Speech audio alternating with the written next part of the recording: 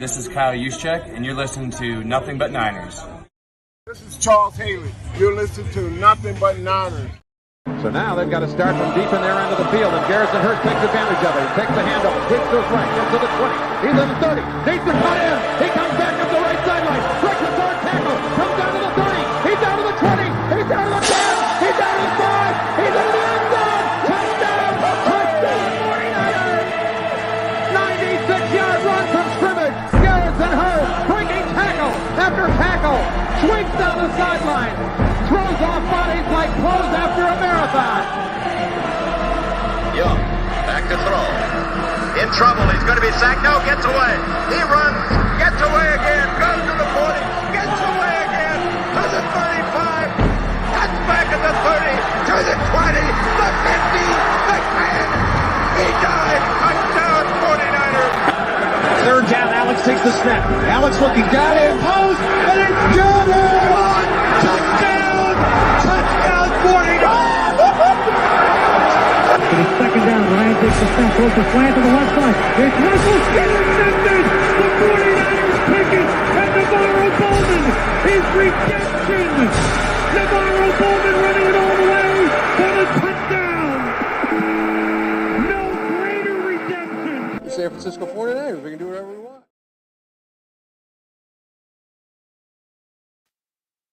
Click, boom! What's going on, faithfuls? It's your boys Mike, Wayne, Mose, the girl Peachy, Tony's in the building. Y'all can't hear me? What? I see everybody's on mute. Word to me. Let's unmute everybody. There we go. There we go. All right. There y'all go. What's going on, fam? How y'all doing? Your mic sounds real low to me. Mm-hmm. Oh, I'm low again. See, this is what happens. Yeah, you when I sound try to be far nice. away. Yes, very far away. So far away. All right. Okay. Well, we're going to turn up the sensitivity on the microphone. We're going to get all that up and running. But before we do that, here, hold on. Mic check, mic check. 1, 2, 1, 2. All right. There's that. And we're going to do I love it. that Just the best. and that. Yo, you know what the crazy part is? I just went through all of this shit before, and none of y'all told me my microphone was low. It was fine when we was behind stage. What happened is you should have had the junk hooked up the right way, but you decided to say I'm gonna do it while we behind the scenes, and that's when the right way. it wasn't. And It then y'all be like, Mike, put on Bluetooth. we didn't say that yet. You gotta wait for us to say that. I can't even argue with you because I could barely hear you. I feel like I'm talking to myself. Is that low? Is that bad? Is that low? That low? Yeah. Oh wow! No, you did not just do that to me. Don't, Wayne. That's low. That's low. All right, and you know what? You know what? I can see how low it is actually.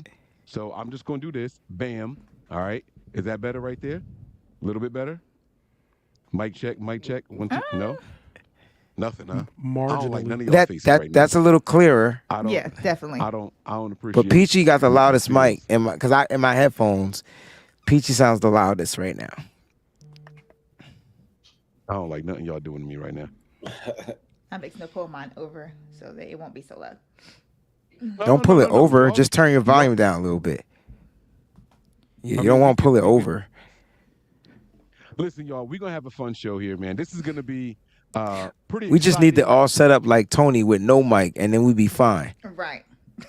Dang. Is that better? Tony, Keep like it if it ain't don't if it ain't stupid. That's keep it. it simple, stupid. There it is. Breezy, is that better? It's better. You just need to turn your volume down some. That's what I'm doing.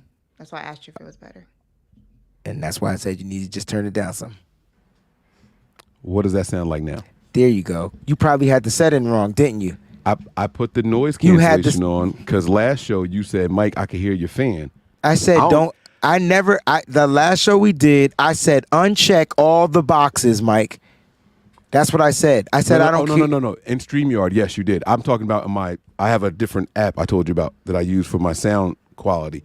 I turned that on when you said I could hear your fan. How's that? Is that better? Yeah. Okay. I wouldn't touch anything, Mike. Look at this. We 5 minutes in and we talking about microphone settings and volume right now. Yeah. You're gonna get all the. I'm gonna get the comments on my channel because we have the expert that is on the panel that knows about all that stuff. That's why. Well, he need to come over here and run some hard wires. You know, nah. He's sitting here. Oh, get a Bluetooth. Now I'm walking around like I work for the CIA. Wait, Mose. I never told Mike to get a Bluetooth. I said get headphones. You plug in. Look, wired headphones, Mike. I'm not walking around with a GD wire. You can't even see my. Can you see my wire, Mike? I see it when it's white. I see you with the white joint. That was like 22 years ago, bro. Well, I switched to stealth black. I'm not getting no wire. I feel like a snitch. I'm not wearing a wire. Never. Say less. I'm too real for that. What? Say less. We're still talking. Welcome to the Overreaction Show. There you go. Oh, wait. That should have been followed with some applause. You don't have your soundboard over there? I thought you was in charge. All right. When you just get the real. the real, man. Welcome to BT Comic View. You got everybody in the building. I'm your host, Earthquake. Thank y'all so much for tuning in. I haven't heard from Tony in like a month. That's because his microphone don't work. Oh, Mine's good. Right. Mine's good. So Wait, you hear me? No. I can hear you fine. I just want to hear you. I want you to set it off on this show, bro, because when you watch football, and I've got to do it with you in person, Paul. I'm just trying to keep it. I'm just trying to keep it in the strength of what y'all do on the show. That was Mike. That was Mike. Mose. I did let you slide on that one. And Mo's voice is gone. It is because Mose was out there getting it in. All the way good. Pause. But Tony, you got to when you watch football, Tony watches football literally from a different lens. So I want to know what was some of his reactions to the game, the 30-7. I call it the pounding of the steel. They took that city to another place. So Tony, I want to know how you observed and what you took from the game. Listen, I thought it was great. I was happy with everything across the board. The questions were answered as far as Jake Moody. You know, he kicked his extra points. He kicked his field goals. The punt, special teams game, Wisnowski consistently inside the 10-yard line. I think 3 punts he nailed back there. Take it to the defense. Mike and I spoke on the pregame show, and he asked me, who do I think is going to start opposite of Bosa? And I told him, I said, I think it's Cleveland Farrell.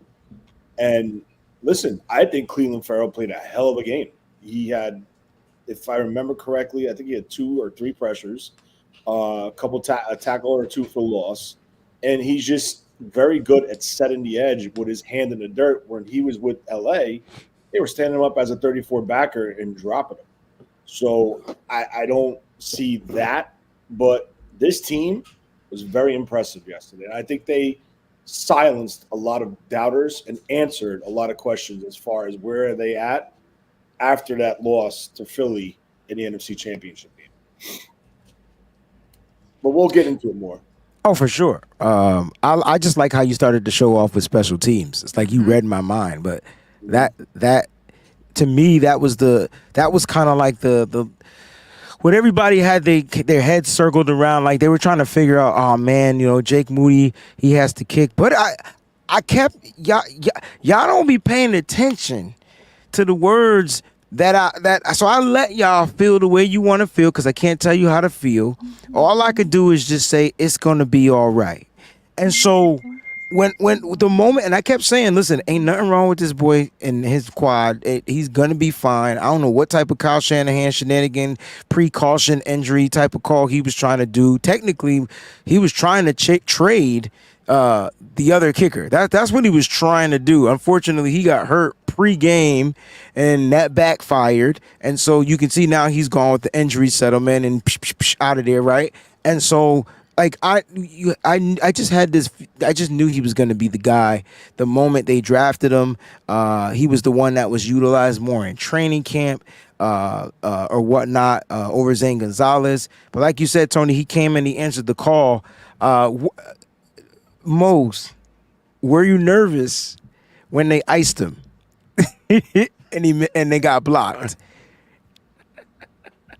I was nervous. Yes. Yeah. I was nervous as soon as it happened. I was like, they trying to ice Moody. They're trying to get in his head. So for him to make the kick afterwards, I was, saying that to other fans in my section. And we all knew what it was. We all knew why it was coming. But for him to make the kick after that, and for him to go perfect on the day, all 3 extra points, all 3 field goals, it was a good thing to see. So I gotta say this real quick about Breezy though. Okay, so you guys know that Breezy's like Mr. Football, right? Okay, so he's sitting up there, and we have these Steeler ladies that are in front. And I was just about to say the story, yo. A teaching, so he basically had like a teachers section, like had to break a it down for the Patreon, ladies, bro. Right had up there. Had to break it down for the because they knew Yes. football, but they were pissed, Peachy, that their coach called a timeout in the first quarter. And I was like, listen, you beautiful women, you have to understand that this is a rookie kicker, and he was 3 for 5 in the preseason, and he missed every time he was iced. And then the girl was like, he was, oh, okay, all right. And then the mom or whoever was the right, still a stupid timeout. I love it. Like, you love their fans. Their fans were like 100% like night and day to the other team that plays in Pennsylvania. Like night and day. But it was cool that we were able to have that teachable moment with the lovely ladies that were right in front of us. And yeah, Peachy, thanks for bringing that up because that was fun. I was going to go there and be like, yo, I was trying to tell these fans. But listen, he lined up off sides. Mike, you take over, man. And, let's go more into depth into this show. All right. I got to get a couple more jokes out the way so we can progress positively. And then we'll get serious, and then we'll get to the fun of the show. Have y'all ever seen Up? Yeah. The Disney? The balloon movie, the house movie? Okay. Yeah. Y'all remember that big, brolic, tough-looking Doberman? And then when he got the collar to hear his voice and it was damaged, it was like... Is that what Mose sounds like? Bro, I swear on everything. Mose, I specifically wait. I stayed away from... I knew this was coming. Chris. Wait. It's not that it's not high-pitched like that, but you know how the voice just didn't match, right? Like... Right. Not with that animal. Yeah. Right. So when Mose come on, he'd be like, yo, the guys was out there and they was doing it. And then this time he was like, the guys was out there and they would. And I'm like, whoa, like what? He just, it reminded me of Up. That's all. It's not bad. Now, I'm assuming that this was from out there yelling during the game. Like, you're not sick or nothing like that, right? We were just overzealous. Yeah, in Mose, my section, your wife Tori is getting a kick out of it too. Just letting you know that. I'm sure she is. So in my section, it was a bunch of 49er fans. So we had Avery from 717 Faithful. He was in my section. So he was getting everybody hyped up. And every time we get a first down, he wanted me to do that's another 49ers first down. So I'm doing it all throughout the game. Yeah, because it was plenty I'm of the one that started it. I would stand up, I would turn around, and that's another 49ers first down. And then the whole section goes, ah-ooh, ah-ooh, ah-ooh. It was Steelers fans pissed. This one guy, he was like, F this organization, F this front office, F this staff. There's no effing way they should have sold all these damn tickets to these 49er fans. This is ridiculous. He was pissed off. He was so mad, but it was fun. So he was a Steelers fan from 68. That's why. Yeah. So we were talking about special teams like briefly. I can't wait till we talk about the special teams at the Steelers. Now that was making the Steelers fans like they need to go out there and they just need to rip his leg off like right now. I thought they had good kickoff returns though. Like to me, that might have been our weakness on special teams, like the coverage. Like they seem to have a bunch of I'm getting them out of there, Mike. They seem to have a bunch of good kickoff returns, if I'm not mistaken, on their special teams. That's what I saw. I might have been watching something different. I'm talking about the ones when they kicked off and they had a short field anyway, like we were gonna have a short field anyway, and then their kicker. Remember, like those 2 times where he just couldn't kick because it just wouldn't go anywhere. Like it barely went anywhere. Oh, the punter. The punter. Punter. I'm sorry, punter. Yes. Yeah, I've had like a couple of these just trying to relax. The punter. Yes. Got you. I remember now. Yeah, their punter was just the Steelers. weird. The Steelers fans want his leg taken off. That was cracking me up yesterday. It sounds like y'all had a really good time out there. You know, when I come away from a football game or any live event, I want to come back without a voice. I want to come back laughing at my surroundings and the people that I was there with, and opposed to, and all that stuff. And to me, there's nothing better when you go to an away stadium and you end up high-fiving people from the opposite fan base. Like, that's how you know you were really vibing with your environment and with your surroundings. And it sounds like y'all experienced just that. It sounds like, it was a lot of fun, especially once they knew the game was out of hand. I mean, there's not so much but they could be saying or doing. On a serious note, today is 9/11. I did want to announce that at the top of the show. Not that I need to remind anybody, but thoughts and prayers are with the families of the victims of 9/11. Salute to all the service people that were out there, the volunteers and all, and then the crew members' families. The again, all of the victims of 9/11. Just our thoughts and prayers are with all of them. Monday Night Football is officially kicked off, and it looks like it's going to be another exciting game on the docket this year. But we got to get back to this game. Now, we got to start with, I don't know. I feel like we should start with victory shots, y'all. I know it's early, but I don't want to be doing them right before I go to bed. Would y'all be mad if we did victory shots real quick? Don't all answer at once. Wait. I'm good. Come on. Oh, Peachy ready. Okay. All right. I'm doing something clear tonight. Tony's going to go get his. I'm going with Ciroc. I got the rest of this summer watermelon. Summer's about to be officially over. I'm going to do some. Oh, see, Tito's gives me headaches, bro. That's I'm what's going to up. do some plain Jane Tito. What do you mix it with? I like to just mix it with cranberry, but for some reason, it just gives me a headache. It's that only vodka that gives me a headache. Interesting, right? Wow. Yeah, it is. I'm not much of a vodka guy, but when I don't know get why it, this I thing get is in our Tito's. chat. You know why I actually buy Tito's? Like, because I'm not a vodka person, but I found out that they donate proceeds to organizations for dogs. Yeah, they do. Once I found that out, I was like, oh, I'm a Tito's drinker now. It's not worth a headache. Literally, I see what you did there. I like that. I like that. It's not worth the headache, huh? All right, y'all ready over there? Everybody good? We pulled up? Yeah. Oh, wait, hold on. Where y'all at in the chat, too? If y'all are doing this, if y'all are participating with us in the chat, I want to see the victory shots. Get the little emoji. It does exist. That's it, going across the bottom of the screen there. All right, y'all. The Niners start the season 1-0, baby. Going out there. Salute.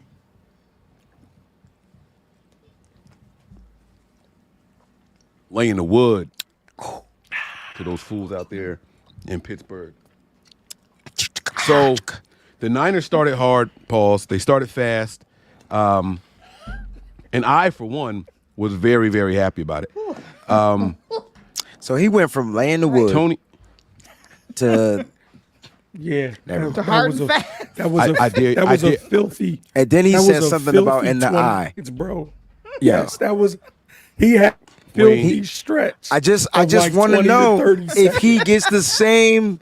And I know Tony gonna drop out in about 2 minutes. Yes. But Tony, let me tell you, Mike will come on my show. Pause, because I can't say the word "come." He would join Oh the my show, God. and inside Oh the my chat, God. he would throw a bunch of pauses in there because he,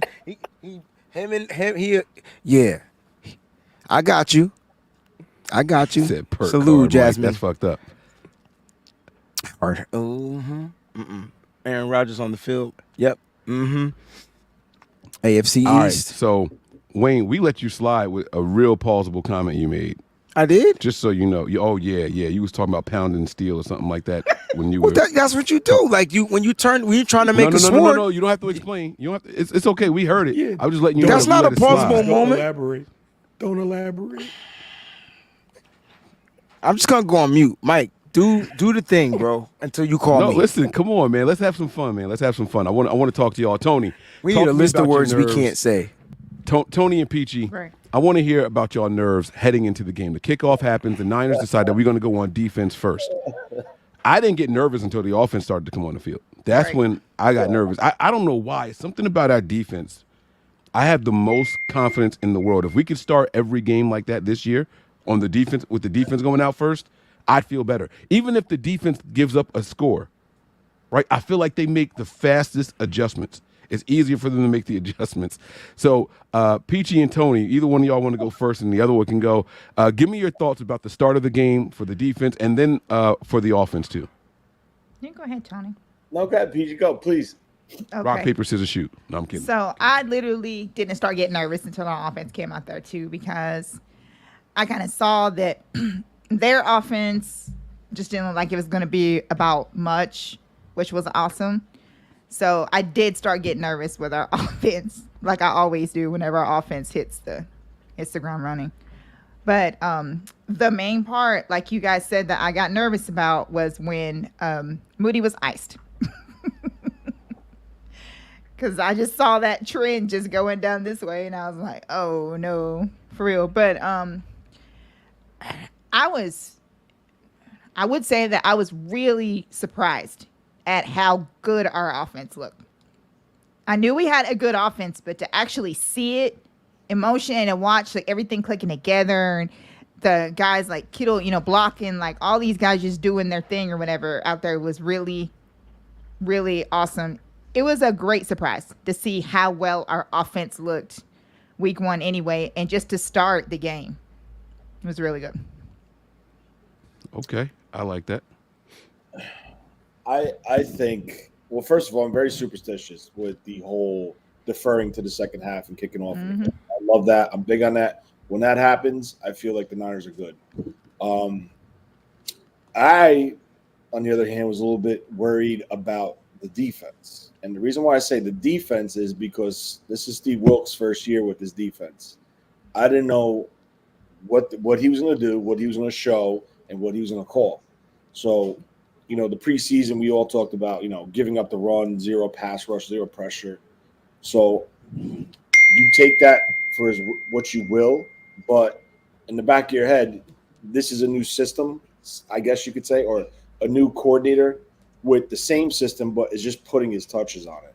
So I would honestly, like, the statistic that blows my mind was they had 197 yards. 199 yards to 0 to before 1. that drive with all those damn penalties. Mm-hmm. That is No. It was 199 to 1. That. No, it was 208 to 1. Oh, what the post I saw was 199 to 1, so it might have jumped up. Yeah, right, so it was 208 to whatever, but that's impressive. Like, everyone's talking about how the Steelers look. They got Thompson, they got Pickens and Pickett. Pickett, yeah, Pickens and Pickett. Oh, no. Najee Harris, the tight ends, all this shit. And Pickett is trash, though. Come on. Just clamped them. That was crazy. Wait, Aaron Rodgers guys. is hurt, by the way. Yeah, I seen he even hit his knee. Guys, help me come up with a different word than trash. Garbage. No, like I don't mean that they're trash or that they're garbage. He's just not there yet. That's what I'm trying to say. But that's too many words. Like, Pickett is not there. You want the PC way to say it? Yeah. He's a project. Right? And that's what he is. And the difference between like the Steelers, the Niners, they took on the project and they're going to allow him to continue to find ways to grow. And they thought in the preseason he looked good, but that was the preseason. And he didn't see a real defense. The one thing about the 49ers defense, like, what did you think? How different did you really think they were going to be? They got all their players returning, and they got a new defensive coordinator minus Jimmy Ward. I mean, like, if you think about it, and they added a Javon Hargrave. So if you think about it, they were either going to come out faster or more furious, and they decided to come out both. And I think the only concern for me was how well was Nick Bosa going to hold up with a limited amount of snaps. And his effectiveness on the football field was him still still taking on double teams, still taking, like they respected him so much that they just was not going to let him explode. And because of that one piece, because Nick Bosa's that nuclear on the defense, it allowed that defensive front to play ridiculously fast, and then the linebackers just closed up the gap. There were a lot of tackles for loss. How many missed tackles we seen in this game? It wasn't many.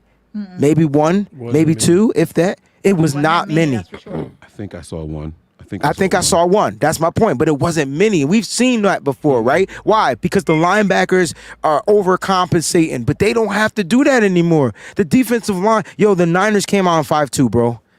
Like they came out in a 5-2 front, bro.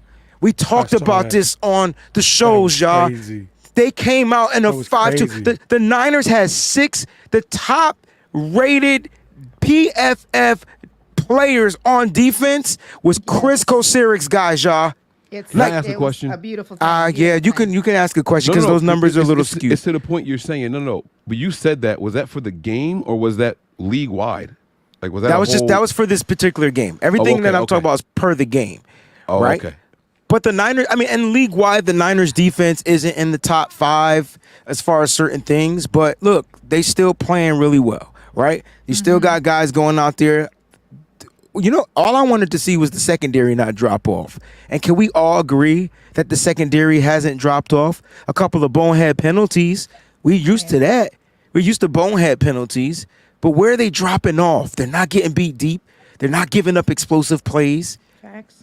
They're not dropping off. And they ended the game with 2 interceptions. I said we were going to get 2 interceptions. I just thought they were going to come from Diamador Lenore, and instead he gave us 2 penalties. And one bad one. Good Lord. Yeah. Now, Tony, you weren't nervous at all when the offense came out? You expected them to operate? I mean, it's the scripted plays, right? But well, it's not only that. Like you saw what happened in the preseason when they put those starters out there. Boom, boom, boom. They went down the field, right? And that was without Christian McCaffrey. So once they came on that field, you kind of knew, all right, I know where we're at. I know what's going on right now. Like we know where they're at. Now it's just about execution. And who's the best play caller to actually, we talked about this the other day, scheming out pass rushers, and that's Kyle. So you saw it in the beginning, and then when they decided to try to free up McKivitz and take it to free up a tight end instead of locking him with McKivitz and chipping him, whether it's Juszczyk, Kittle, whether it's Dwelly, whether it was Warner, you saw McKivitz struggle. And how McKivitz struggle is Watt made an adjustment. So he took a hard outside rush to get upfield and get to his outside shoulder. And McKivitz shows he doesn't have the kick step to get out to that point. And that's how he consistently got beat with the speed around the edge, like a deep arcing pass rush. So, that's something that is on film now and teams are going to see. So I think it puts a little more pressure on Kyle as far as, scheming that out. But as far as that offense, I thought the offense was good. I thought they played I thought the run game was great. And to be honest with you, we talked about how Ayuk and Kyle were button heads and he was in the doghouse for his first couple years. Well, guess what? Every big run down the field, who was leading the blocking? It was Brandon Ayuk. And that's what Kyle Shanahan wants from his wide receivers. And now everybody should understand why he did what he did with Ayuk, because now look at the performance that he put on yesterday. That run for the 67 yards or 65-yard touchdown run, bro, Ayuk was an animal blocking downfield. And kudos to McLeod. McLeod, yeah. McLeod could have had that called all the way back if he would have laid into that guy from behind. So he didn't, and thank God. And Mike, what I say, Mike? Not only that though. Did you notice how Christian McCaffrey saw him coming, so he slowed down so that he was in front of him to make sure it wasn't an illegal block in the back. Yeah, that veteran running back knew if he touched him and I was ahead of him, penalty, and it's going to negate what I'm about to do. He slowed down and kind of pushed McLeod. Go ahead, get him, and went out there and did his thing.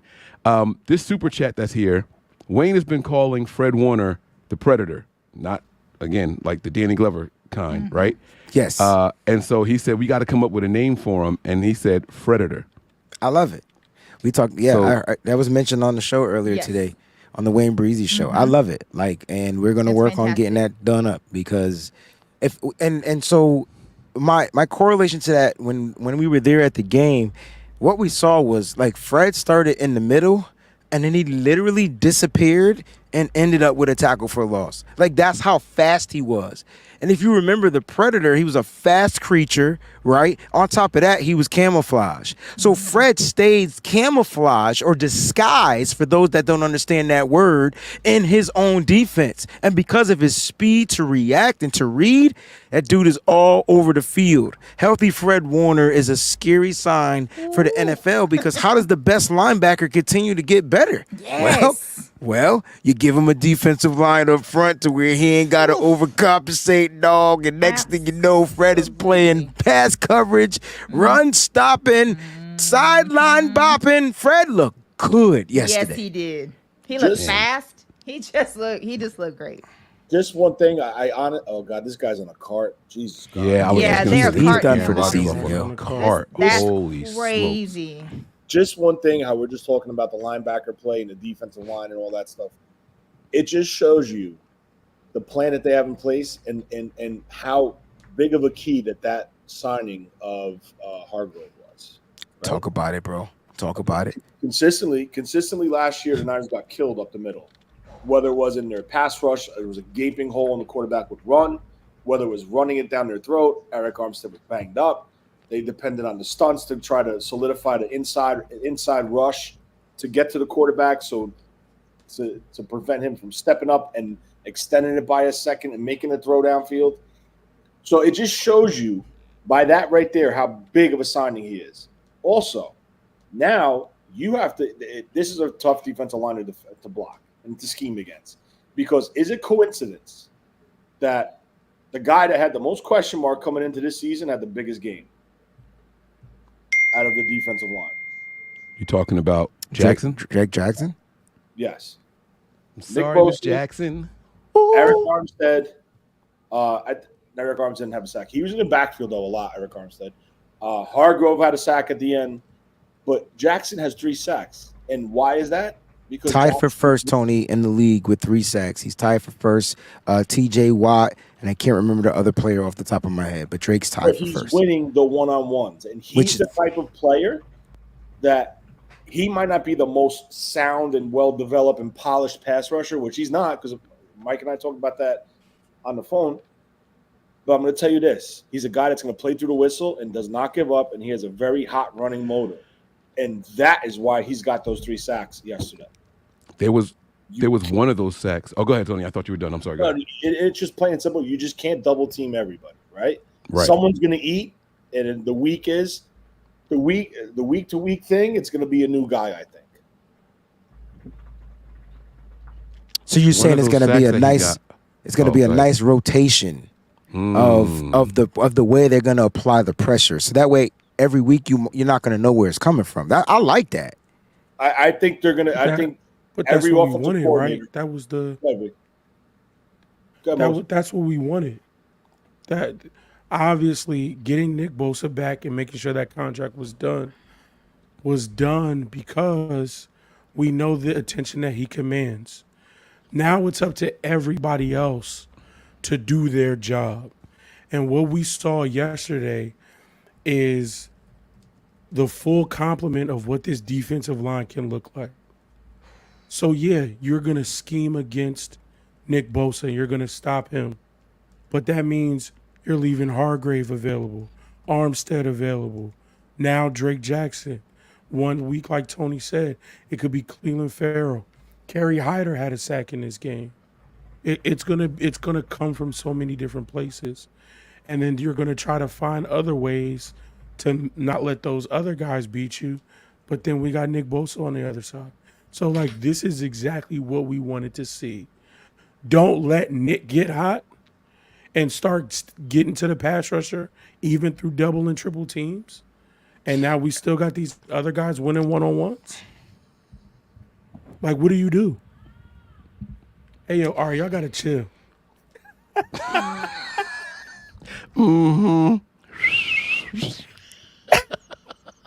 Now don't chill. Don't chill. Because if this was me, like I would be getting all the business right now. All so of the don't smoke. chill.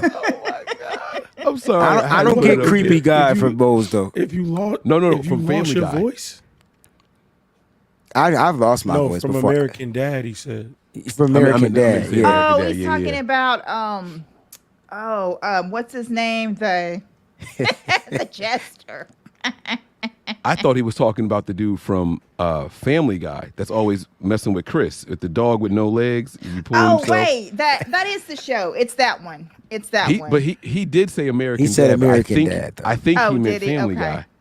I think that's who I like that one. I think he meant Yeah, Family he's Guy. talking about Family Guy. I can't remember his name though, but he's the one that. Never mind. All right, go ahead, Wayne. Take this away. Let's see where we at. Sean says God created the middle finger for those fans. I don't have enough time or any crayons to explain it to you. Do you remember me asking you for your opinion? Neither do I. There's jokes for Mike. There's a joke for you, Mike. That was for you, Mike. You were supposed to read this one, Mike. Yeah, but So I Mike- can't read it to myself. Like that's why. Well, he was talking to you. You could have read it to yourself. You just wanted me to read it. Sean, thank you so much for the super chat contribution, bro. Oh Lord. We appreciate you. This sucks, man. We're keeping updated on the live game, and we're just watching one of the greatest quarterbacks playing football just go down like after like 5 plays. It's just like ridiculous, yo. They said that it was his first play.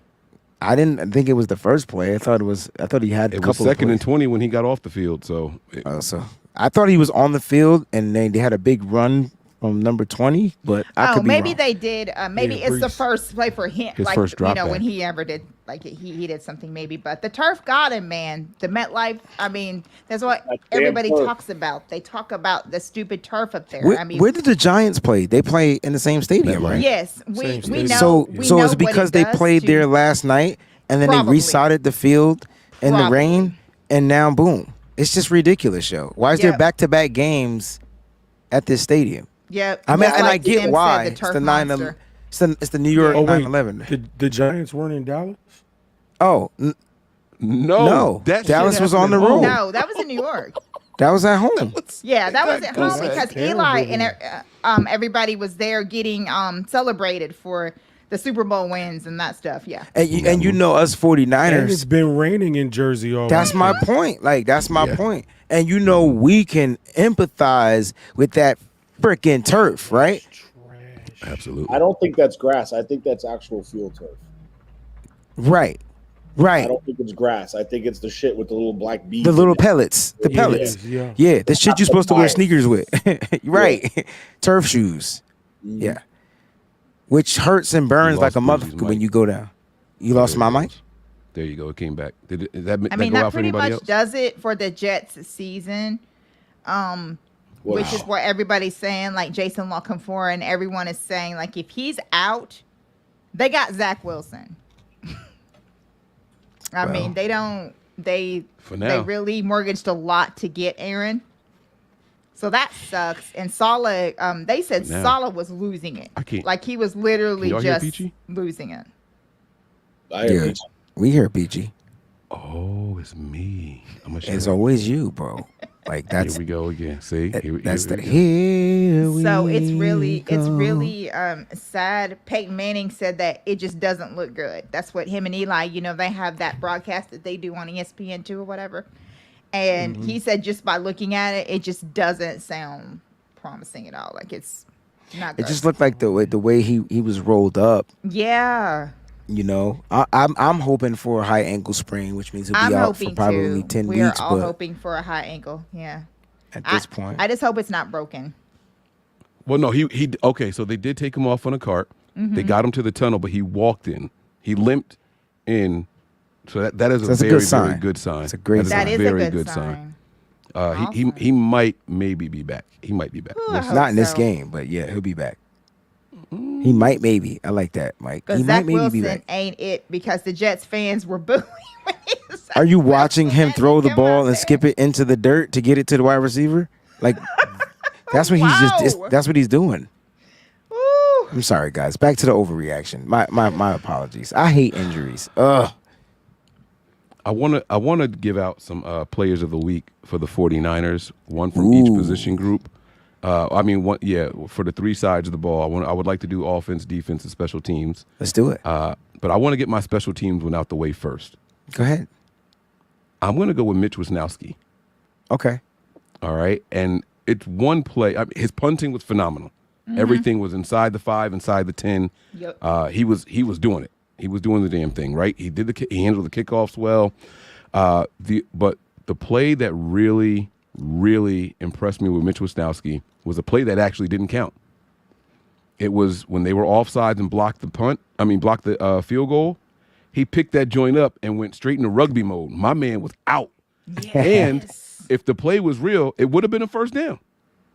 It would have been a first down. Like, my man was gone. I was like, yo, let's go Mitch. Right? Like, that's my Mitch. Yeah. So he's my special teams player of the week for the 49ers. Shout out to him. I absolutely loved what I saw from him there. And I'll open it up to the panel. You guys can pick offense or defense, and if y'all want to name a special teams person, then by all means go ahead with it. But let's go around and see. Yeah. Can I go first, because Breezy did polls, of course, because that's what Breezy does. And he did polls, and my guy hardly got no love. But I tell you what, you guys are giving offense a lot of love, but I gotta give my boy Drake Action Jackson some love, man. I mean, for the growth that he's had over last year was just phenomenal. Like, I'm really excited about Drake all year, but the way that he stepped up yesterday and just killed it, and I wouldn't be surprised if he didn't come out to be our sack leader this year, because I think that so much attention is going to be paid to Hargrave and Bosa. It wouldn't surprise me if Drake Jackson was not the 49ers sack leader this year. That's bold. I like it, though. That's bold. That's a bold. But it can happen. Like you said, look, Tony mentioned it earlier. He said if Drake continues to win his one-on-ones, then he's going to start commanding more attention. So now who do you double? Because you can't double Nick and Drake. Right. So then the interior is probably going to feast. So, like, this is the problem that the 49ers wanted. They wanted to run into this. They want to get as many single-tier matchups because they know their guys can win. And you heard Nick Bosa talk about Drake. He said, listen, man, I was able to watch him during the holdout on film and things like that and stuff like that. So, like, and give him some pointers and all that good stuff. But the one thing he said about Drake, he said he got bigger, but he didn't lose his speed. He didn't lose his ability. He didn't lose his bend. He didn't lose his agility. Like, he didn't lose anything but gained muscle and got bigger, and he got his body and his frame right? And so, look, I wouldn't be surprised, Peachy, like, that's bold, because I think once Nick Bosa legs get back under him and he gets back into swing, we've watched Nick beat double teams. There's no way he'll ever be single teamed, and if they do single team, it's going to be a miss hold call, and we're gonna cry about it. But I really do like where you're going with the Drake Jackson. So I thought that was a pretty good pick, good assessment. You're right, he got zero love for player of the game. His 3 sacks, come on, y'all. I'll show that man some love. Mm-hmm. Definitely. If I had to go with a player, since I was talking, I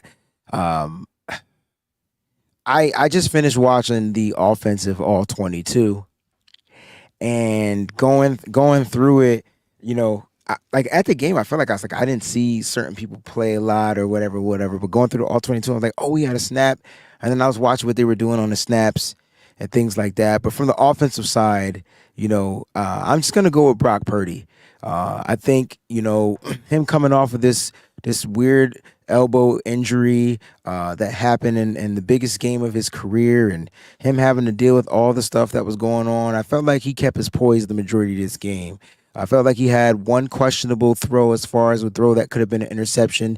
He was trying to force the ball to George Kittle. And I tell you what, like, if Patrick Peterson didn't make a play on that ball and knew that play, like, that might have been a catch in a big game for George Kittle. And it might not have been a tip pass from from Brock Purdy, but I feel like Brock Purdy played really well throughout the game, and he kept his poise. You saw him make plays. You saw him do his little famous spin and get the ball out. You saw him throw the ball away. There were a couple of times where I thought he was a little bit indecisive, and that's the film that he needs to go back and watch. But his footwork looks good. His accuracy was pretty good. He was highly efficient. And where did he go? I know he threw 29 passes. I know he had 29 attempts. Was it 19 for 29, if I'm not mistaken? Something like that.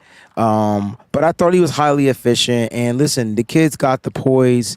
And the more and more I watch Brock, the more and more like it just solidifies that the kid just has the damn it factor. It doesn't take 400 yards and 5 touchdowns and all that type of stuff to win a game in the NFL. It's great. It's cool to watch when you're padding stats. If this offense was built that way, cool. This offense is built to run the freaking football clock and to execute to get points.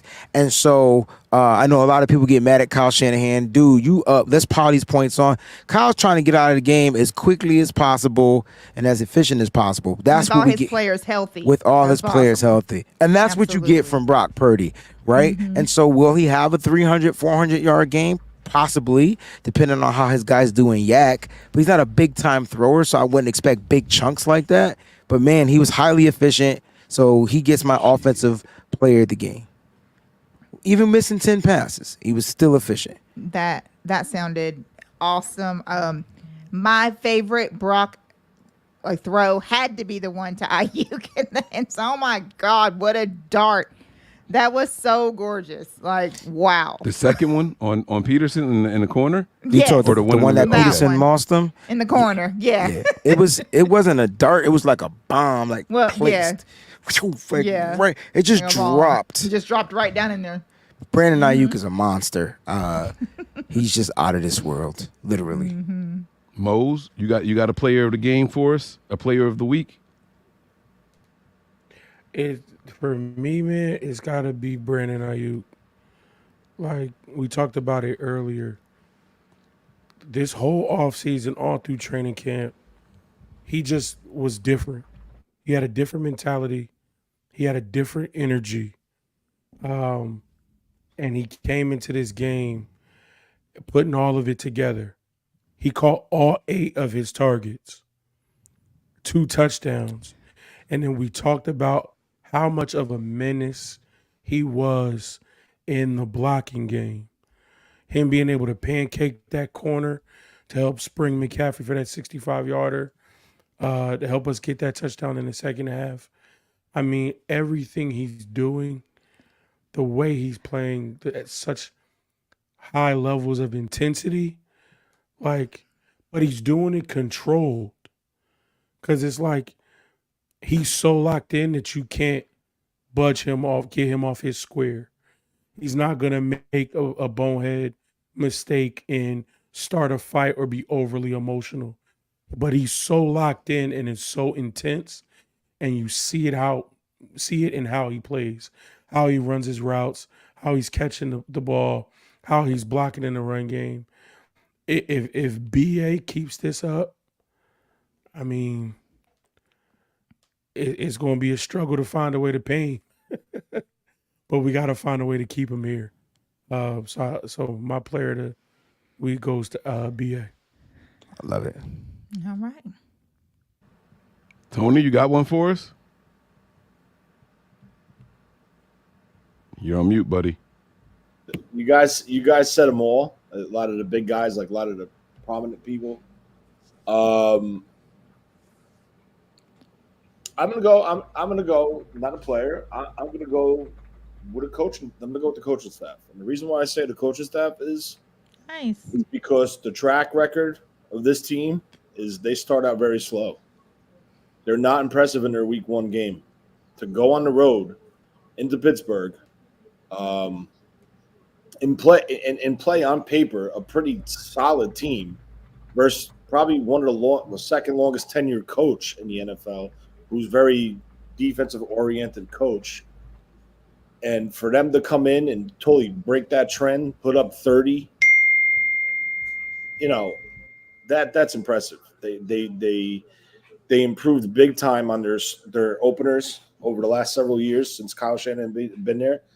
I think he's 2-4, I think, coming in, or 2-4 coming into that game, and now he's 3-4. So I think that was very impressive. You guys named the Ayuks and stuff like that. The defensive line was phenomenal, and I think Fred Warner was a complete animal on that field. Fred Warner is the heart and soul of that defense, and I'll say it. You're starting to get flashes of Willis and Bowman with Warner and Greenlaw.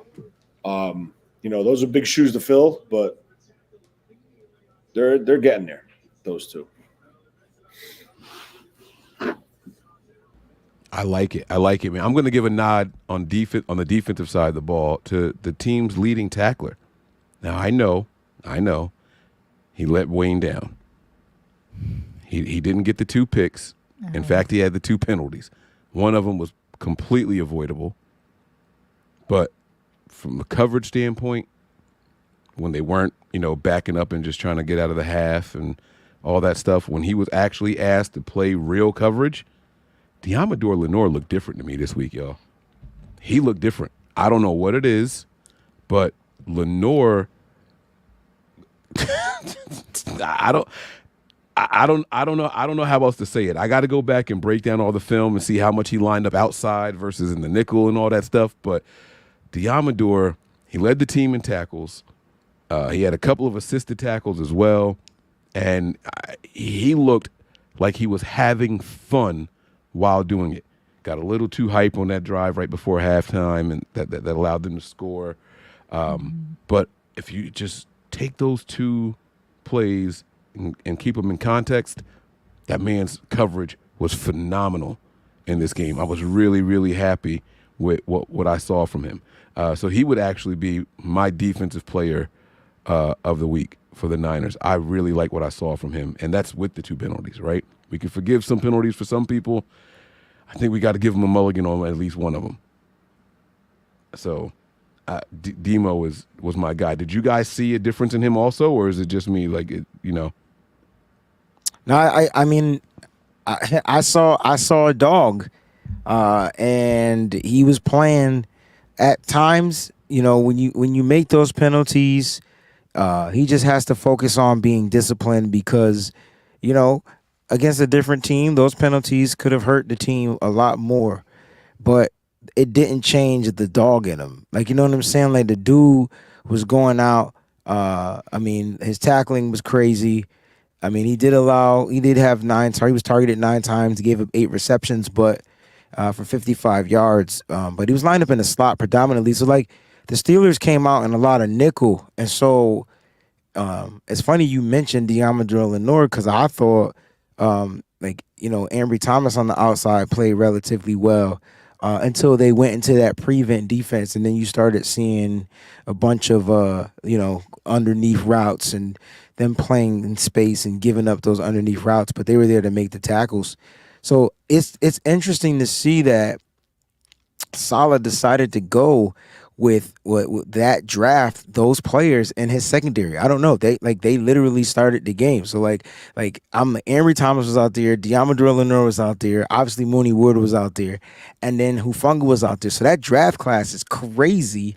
And it's cool to watch that draft class kind of like move up and up in the trend with Steve Wilks. And I think that's a big part of what we're going to get from Steve Wilks. He's going to get these guys together. Everybody thought Oliver was going to be the starting nickel, and they made it clear that he was going to be a matchup nickel because he did come in the game. He did play in the slot. But it was cool to see us when I saw that nickel. I was like, wait a minute, that's Ambry Thomas out there. So he's the opposite of Mooney Ward. Oh, I like it. They got big receivers. You got big press guys out there that's going to help stop some of these guys. None of their receivers went off, y'all. None of them. None of them.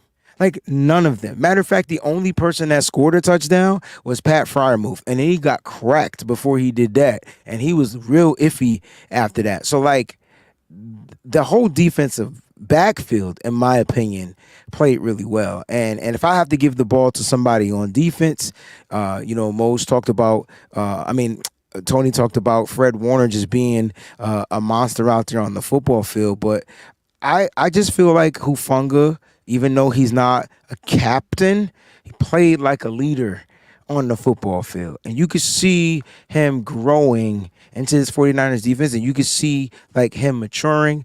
And I'm really loving what I'm getting from Hufanga. I didn't see any overzealous plays. I didn't see him overbite on a play. I didn't see him over pursue on a play. And guess what I saw? Communication. And how do I know? Because I don't know what the hell the refs were looking at on that pass, that lateral pass, but clearly Gibson was behind him when he tossed the ball. I mean, Hufanga was literally setting up. Now, to their eye, it was a little bit different, but if you watch the film, it was legal. So, like, Hufanga's... Say that again? No, it was clean. It was very clean. So just knowing that he has the wit and the mindset of knowing what's going on the football field, Hufanga could have just kept running with the ball, but guess what he was trying to do? Get his team in the end zone on the defense. Give the defense some love. Show the defense that they stout and they here to return. And I will say this, the 49ers defense, the secondary, has 2 interceptions on this year. And they were playing against the team that they were tied with last year who had 0 interceptions in this game. So I just wanted to point that out. Yes. I do have to correct you Okay. for, just technical purposes. There is an angle of the lateral, and you guys got to remember that he was running towards the end zone. So at this point, the numbers are counting down, right? He released the ball at like the 44 or 34 or something like that, and it was caught at the 32. So it did go forward, and that's what the rule is. It's if a forward pass is when it goes ahead in yards before it's touched by the next player. So even though he was behind him when he received it, the momentum of how they were both running, the ball went forward from the time it left his hands to the time Gibson got it. But I still applaud the effort. A lot of times you see players, like Wayne just said, try to be selfish and, oh, this is my moment. And no, he was like, no, go in there and finish this thing off. Like, they about to catch me, go get it. I applaud that effort. I absolutely love seeing that. I'm trying to see if I could find the tweet so I could show you guys. But in the meantime, I do know what you're talking about, and it looked like it during the live and everything. But what I saw, there's an angle of it. Let me see if I can find it. Let me see if I can find it on Twitter. There was an angle of it where you could see where he got the ball and then where it went. Yeah. This is it right here. So I'm not gonna make it full screen because I don't want us to get penalized for it. If it's the game footage, don't show it. Period. Huh? It won't. It shouldn't. Well, it will. If it's game footage, just don't show it. Yeah. But yeah, there's video out there that shows from the time it left his hand to where it was received. So technically, the officials were right. It was technically a forward pass. Sucks, but yeah. I'll send it to you guys in the private chat if you guys want to see it, and that way you guys who are watching can also see it. All right. But yeah. So second half adjustments. Did they get us? The offense. Did they get us? Score as many points? Or was it Kyle just trying to get out of there? What do you guys think about the performance in the second half? I mean, you were going into the second half with a 13-point lead, and you get the big run and the blocks from I would say that play literally started with the offensive line, but Kittle makes the first initial block. Like Kittle's block, oh my God. Like, and that's what allowed McCaffrey to spring up and then do the spin. Then he was able to get to the outside, and then Ayuk took over, and then Ray finished it off. So that was that 11 people doing their freaking role and assignment. But that was the big play, I would say, of the second half. So we did in the second half, we scored 10 points. Yeah. And so you got that touchdown, you get the field goal from Jake Moody. I don't know, like, it's weird, right? Because I thought things were negated by penalties.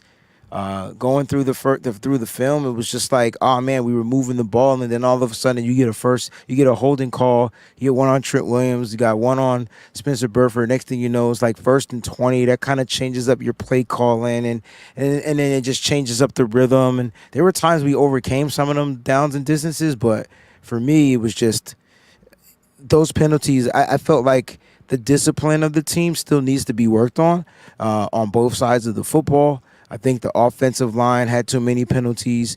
You had an illegal procedure with Deebo Samuel. I knew it when he like kind of like didn't get set. I knew they was gonna call that joint but it's just those little things, you know. And so the team got to be more in sync.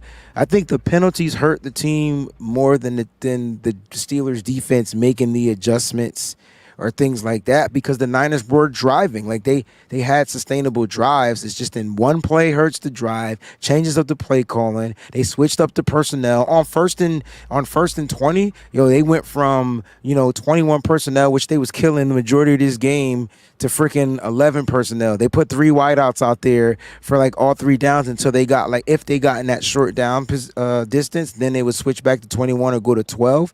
So it was just them little things, man. The 49ers and penalties beat them. And even on the defensive side, I mean, if Deommodore Lenoir doesn't get the big extra flag after giving up the big run and adding on an extra 15 yards, there's a possibility that the defense pitches the shutout. So penalties, they got to be more disciplined. I like that. Very good assessment there.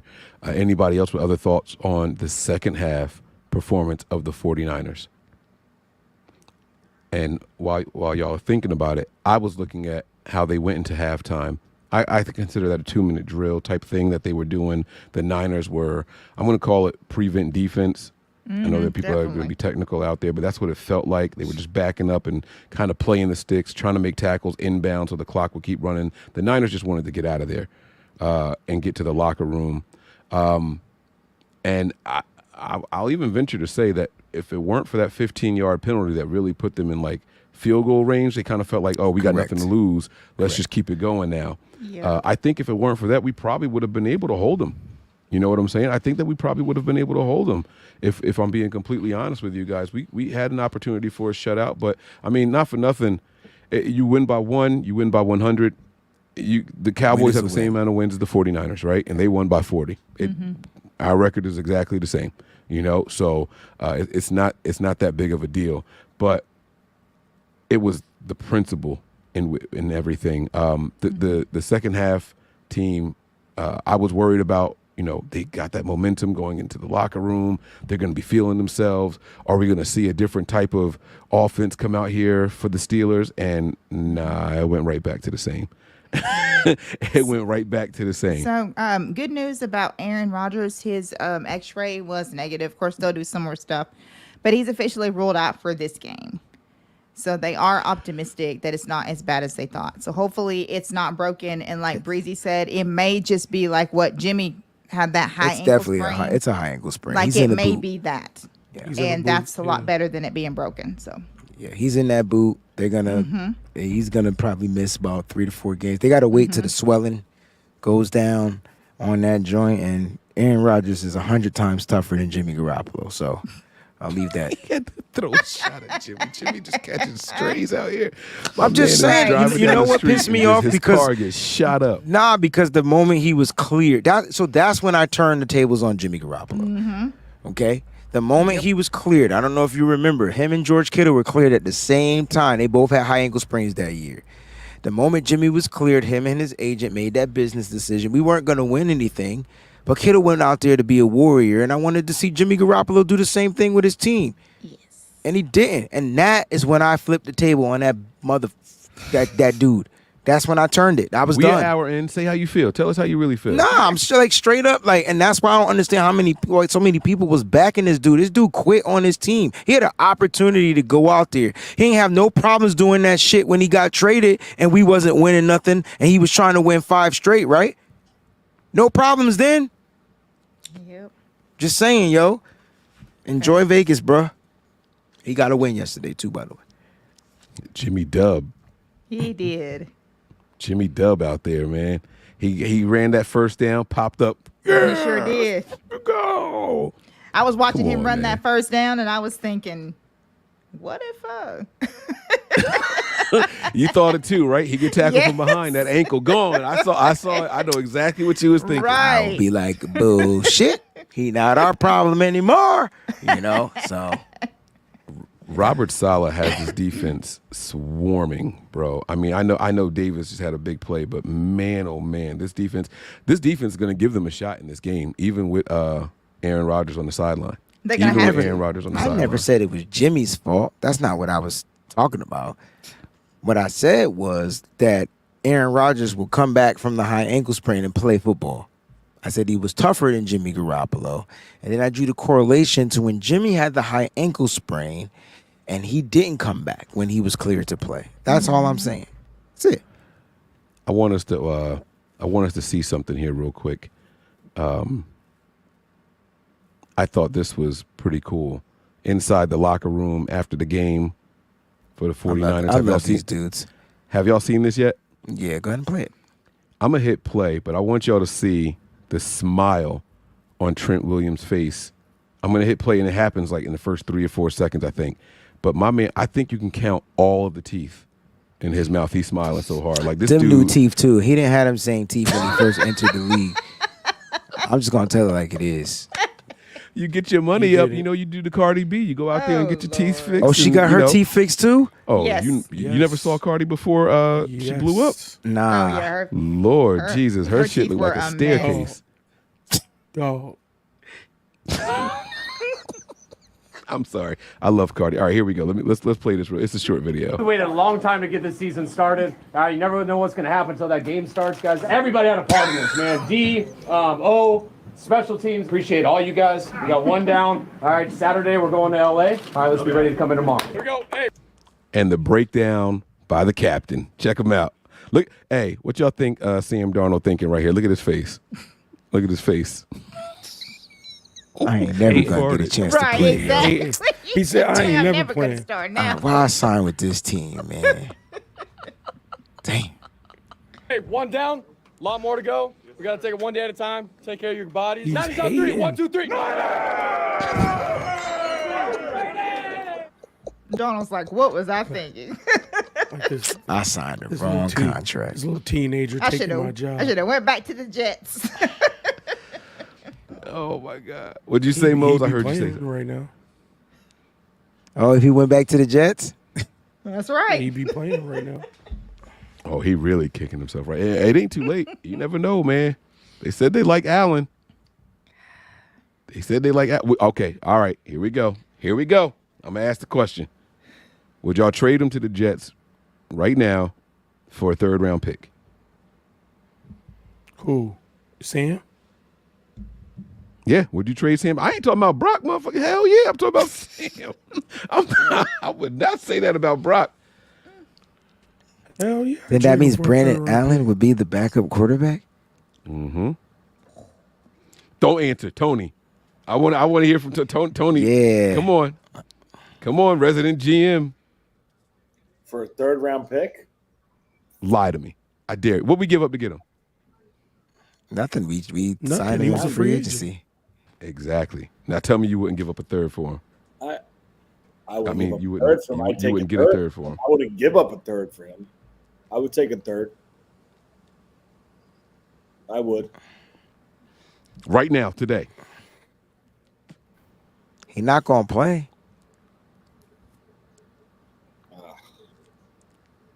The Niners have needed quarterbacks. Never mind. I'm not going to try to sway anybody. I just want to know what y'all thoughts are. So Tony's saying a yes. Yeah, I'll take a third. Mose. Get him out of here. Take him out. Peachy. Yeah, definitely. Wow. Bye-bye. Wow. Shit. Wayne. I Look can't- on his face. He I wants to be can't- out of here. I can't believe y'all three stooges would choose Brandon Allen over Sam Darnold. Did y'all watch Brandon Allen play football? You're not going to get a third for Brandon Allen. So No doubt. You know. But at the end of the day, if something was to happen to Brock Purdy, it would be the Brandon Allen show. I'm sorry. I'm not giving up. I'm not giving him up. I can't give up. As much as I don't want Sam Darnold here, I can't give him up. He's insurance at this moment. We'll All see right. who's available. Let's play it out while Tony's pulling up the list over there, okay? So Wayne, you be John Lynch. Okay. I'll be, I don't even know who the GM is over there right now in New York, but I'm him. He calls John Lynch. Now this is negotiation, okay? Oh shit. John, man, listen, bro. I'm looking at the free agents available. We need a quarterback, man. Aaron Rodgers went down, and we're gonna need somebody who you know has some physical abilities. We're still not completely sold on Zach. Zach also has been dealing with some lingering issues. I'm willing to offer you guys a 4th-round pick right now for your backup quarterback in Sam Darnold. Well, We'll take on the whole contract and everything. I appreciate the offer. Sam Darnold's been doing really well in our system. He had a tremendous preseason. I know that you guys like to run our system because you are copycats. If you That's want an Sam insult. Darnold, whatever. If you want Sam Darnold, though, like, let's talk second. Former 1st-round pick. You drafted him. Not you, but your organization. Okay. All right. Man, this team, we really feel like this is our year. We were actually hoping, I'll be honest with you, John, I like you guys. We were hoping to see you guys in the postseason. You know what that means. You know what our aspirations were. So how about this? I respect your second, and, maybe I did come in a little too low. What if we do a 3rd and a 7th that could potentially bump up to a 5th if he gets significant playing time? And you're gonna eat the whole contract? We'll take every penny of it, man. Every penny, man. We got to figure something out. It looks like we're going to be doing an injury settlement with Aaron Rodgers. We're still waiting on that. You're but that's definitely not doing you. no injury settlement with Hell Aaron Rodgers, no. Right. But Let me play the game. Let me just play the game, man. I said we have to see what the. I know what you said. I know. So they doing it. I'd say I would definitely probably consider that one. If he plays and he makes his marks, and that 7th can jump up to a 5th, and that's where we hit in the draft, that might be dope. So we had a 3rd and a 5th. That's what I'm getting. A 3rd and a possible 5th. Well, it's a 3rd and a 7th. I know. That could jump all the way up. I to know. A 5th. 3rd and a possible 5th. I got you. Right. Yeah. I might do that if I'm John. If they called y'all for Purdy, what's the compensation you asking for? 10 It's your first-round team captain. picks. 10 for. That means I don't want to make the deal. Just tell me he's not available. Yeah, I feel you. Okay. All right. That's cool. Excuse me, Mr. Lynch. You have Don Yee on line 1. Uh-oh. That's Jimmy guy. See how we keep reverting back to Jimmy? No, that's Tom Jimmy's Brady's guy. That's Tom Brady's guy. That's Come Jimmy's. on now. That's Jimmy's guy too. Yeah, it's also Yeah. Jimmy's job. Yeah. But they not calling about that. John Lynch is on the phone with Don Yee. He ain't calling about Jimmy. And Brady Tony, don't. wait, Brady, you didn't mean Jimmy, did you? Tony, hold on. Don't stir the pot and back up. nah, What the Jimmy. heck? Brady, Brady's retired, yo. That Brady ain't coming back to football. Y'all Yeah, wouldn't let go. Wayland. Can I ask this question? Can you own a team and play? He's not a full owner. He's a minority owner. But can you be a minority owner of a football team and play?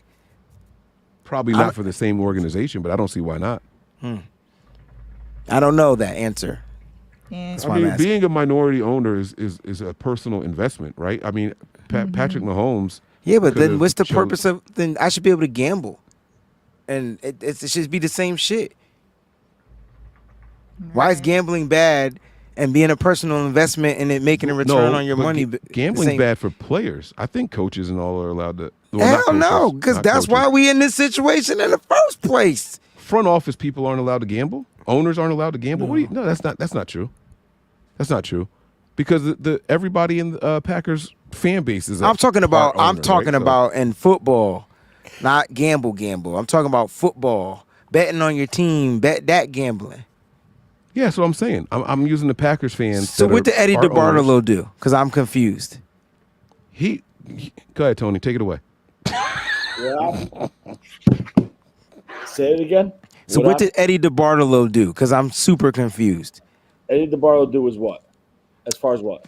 Like what got him in trouble with the NFL? It wasn't gambling. Gambling.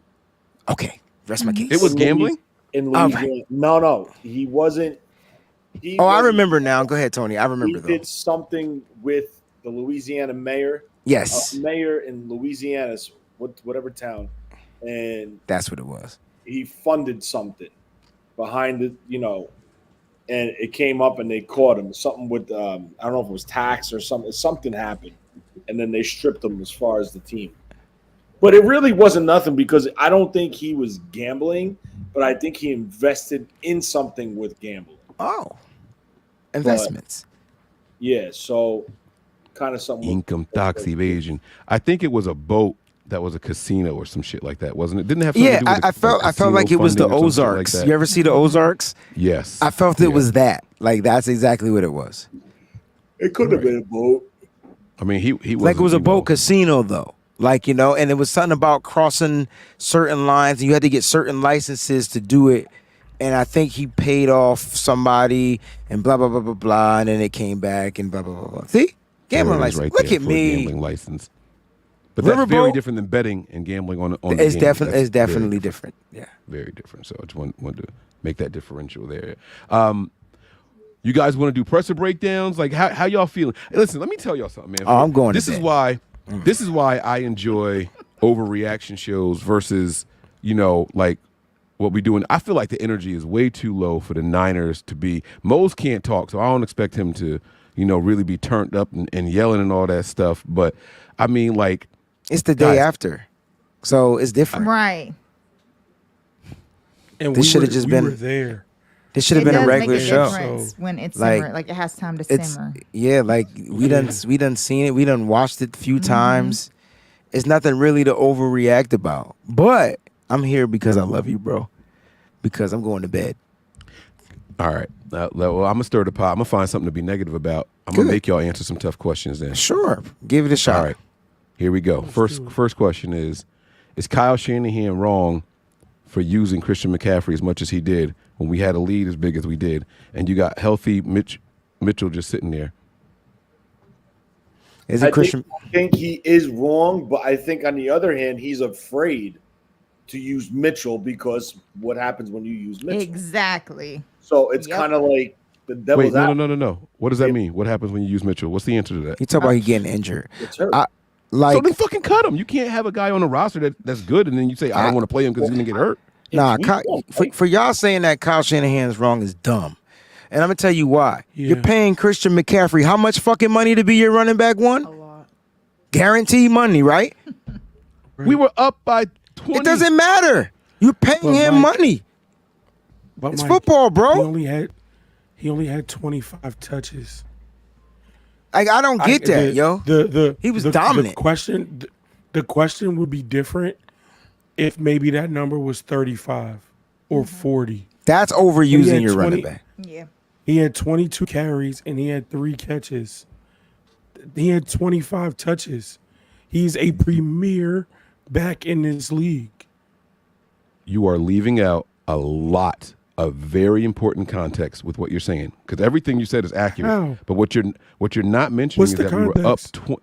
The context is we were up 20-0, and Mitchell had 1 carry to that point. We were up 20-7. No. I'm talking about before their last drive. We were up 20-0 before their last drive, and Elijah Mitchell had 1 carry before then. That doesn't make any sense to me. Yeah, it does make sense if he wasn't a part of the game plan. He had 5 carries for 10 yards every, and he averaged 2 yards a carry. I don't get why we. I don't get why you. I don't get it. I get the fact. I told you I'm gonna try to piss you off. You get because that's a dumb question to me. I don't see any other team worried about their running back one getting the touches, but the 49ers, because y'all scared he gonna get injured. If he get injured, it's fucking football. Like at the end of the day, players get injured. I just watched Aaron Rodgers. Exact reason for not playing Mitchell. So it's dumb when I say it, but it's not dumb when Tony say it. I never. What are you talking about? I just said it was dumb. Period. He should be playing. Who? Christian McCaffrey. He's the guy that should be playing.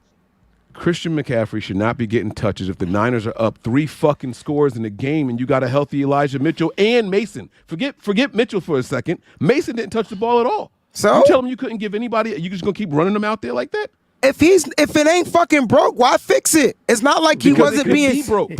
But it's not, and it wasn't. That's how we play football now. We play football. And then we scared that players go out there and get injured. But then if that's the case, why have them on the team? If that's the case, then why have them get on? Yeah, why give him all the guaranteed money? His job is to go out there and make sure. On the ground.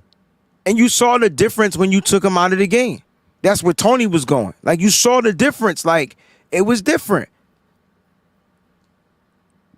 Yo, that is some tongue-in-cheek revisionist history bullshit if I ever heard it. Because I promise you, if Christian McCaffrey got up slow in the first half when we were up 20, not me. Y'all have been like, y'all the ones that cry. First of all, motherfucker, that wouldn't have been me because that ain't never been me. And I've always sat there. That's never been me. You could go back to last year, find an episode where I cried about Christian McCaffrey taking carries. Find me an episode, he bro. He didn't get hurt last year, so you wouldn't have. I said, right, but he was overutilized. He was still overutilized. My point is, he still had to be worked. He still had to be utilized. Why? Because Elijah Mitchell couldn't stay on the field, and then all of a sudden they started giving carries to Jordan Mason. But he still was getting the predominant amount of carries. It's the first game, Mike. You make a statement, and then maybe later on down the field, you make that adjustment, bro. You come out of that team, you come out of Pittsburgh with a guaranteed win. And you guarantee by having your best running back and best players on the field. You ain't asked to take Brock Purdy out, and we was up by 3 scores. I did say that during the live. By TJ Watt. You weren't there during the live stream. I apologize. So you don't know that. But during the live stream, I was like, do we see 14 in there for the fourth quarter? I kept saying, when are they going to pull Purdy? I was saying that during the live. Okay. I was saying that during the live. Like there was no need. I don't mind being wrong, first of all. But my point is we cry about Kyle Shanahan not being dominant enough, not putting up as many points. When you put in the second string and you put in other guys and they're not gelling right, and you saw that from Elijah Mitchell. He wasn't hitting the outsides fast enough. He wasn't having the vision to cut back to the inside. Like it just wasn't right. It was getting stopped. So that's what you wanted. So you go ahead and do that in the second half. And you watch Pittsburgh creep they fucking ass right back in the game. And then let me see one of y'all complain about Christian McCaffrey being on the sideline with 3 scores. Y'all sound dumb as fuck. That's crazy. That is. I'm the crazy one, but I'm the crazy one. Y'all saying that because we kept the lead and we were winning, but y'all act like stuff don't happen. Y'all remember the Detroit game, right? How about this? Do you remember the Detroit game? I do remember the Detroit game. Does everybody else out there remember the Detroit Lions game? And what happened when Kyle Shanahan? What happened when he pulled all the starters? What happened? They started coming back, right? Did they win? Of course. Did they win the fucking game or not? Mike, did they win the game or not? They almost. Did Detroit win the game? Mike, that's not the point. I never said they didn't. That's not the point. The Lions didn't win, Mike. So to your point is no, they didn't. But they were coming. They made a run, and then we had to readjust. Because guess what we did, Mike? You know why they didn't win the game? Do you know why they didn't win the game? Because they brought the starters back out there, right?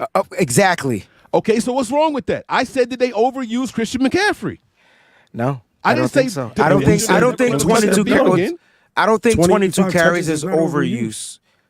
22. I don't think that's overuse. No, I don't. No, he's saying 25. If you include his catches. 25. Oh, the catches. Yeah, I got you. Yeah, he had the 25 touch. I know where Mose was going with it. Go ahead, Mose. I cut you off like twice. I'm sorry. I wasn't trying to cut you off, bro. My bad. No, you're fine. Just to me, they did. Wait. The game is not the point because it's when you want to talk about context. Even the players said it. We want to start fast. We want to build momentum.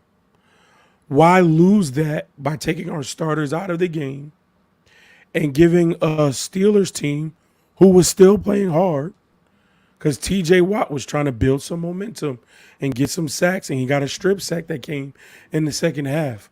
Why pull your starters out, allow them to get momentum in their home building?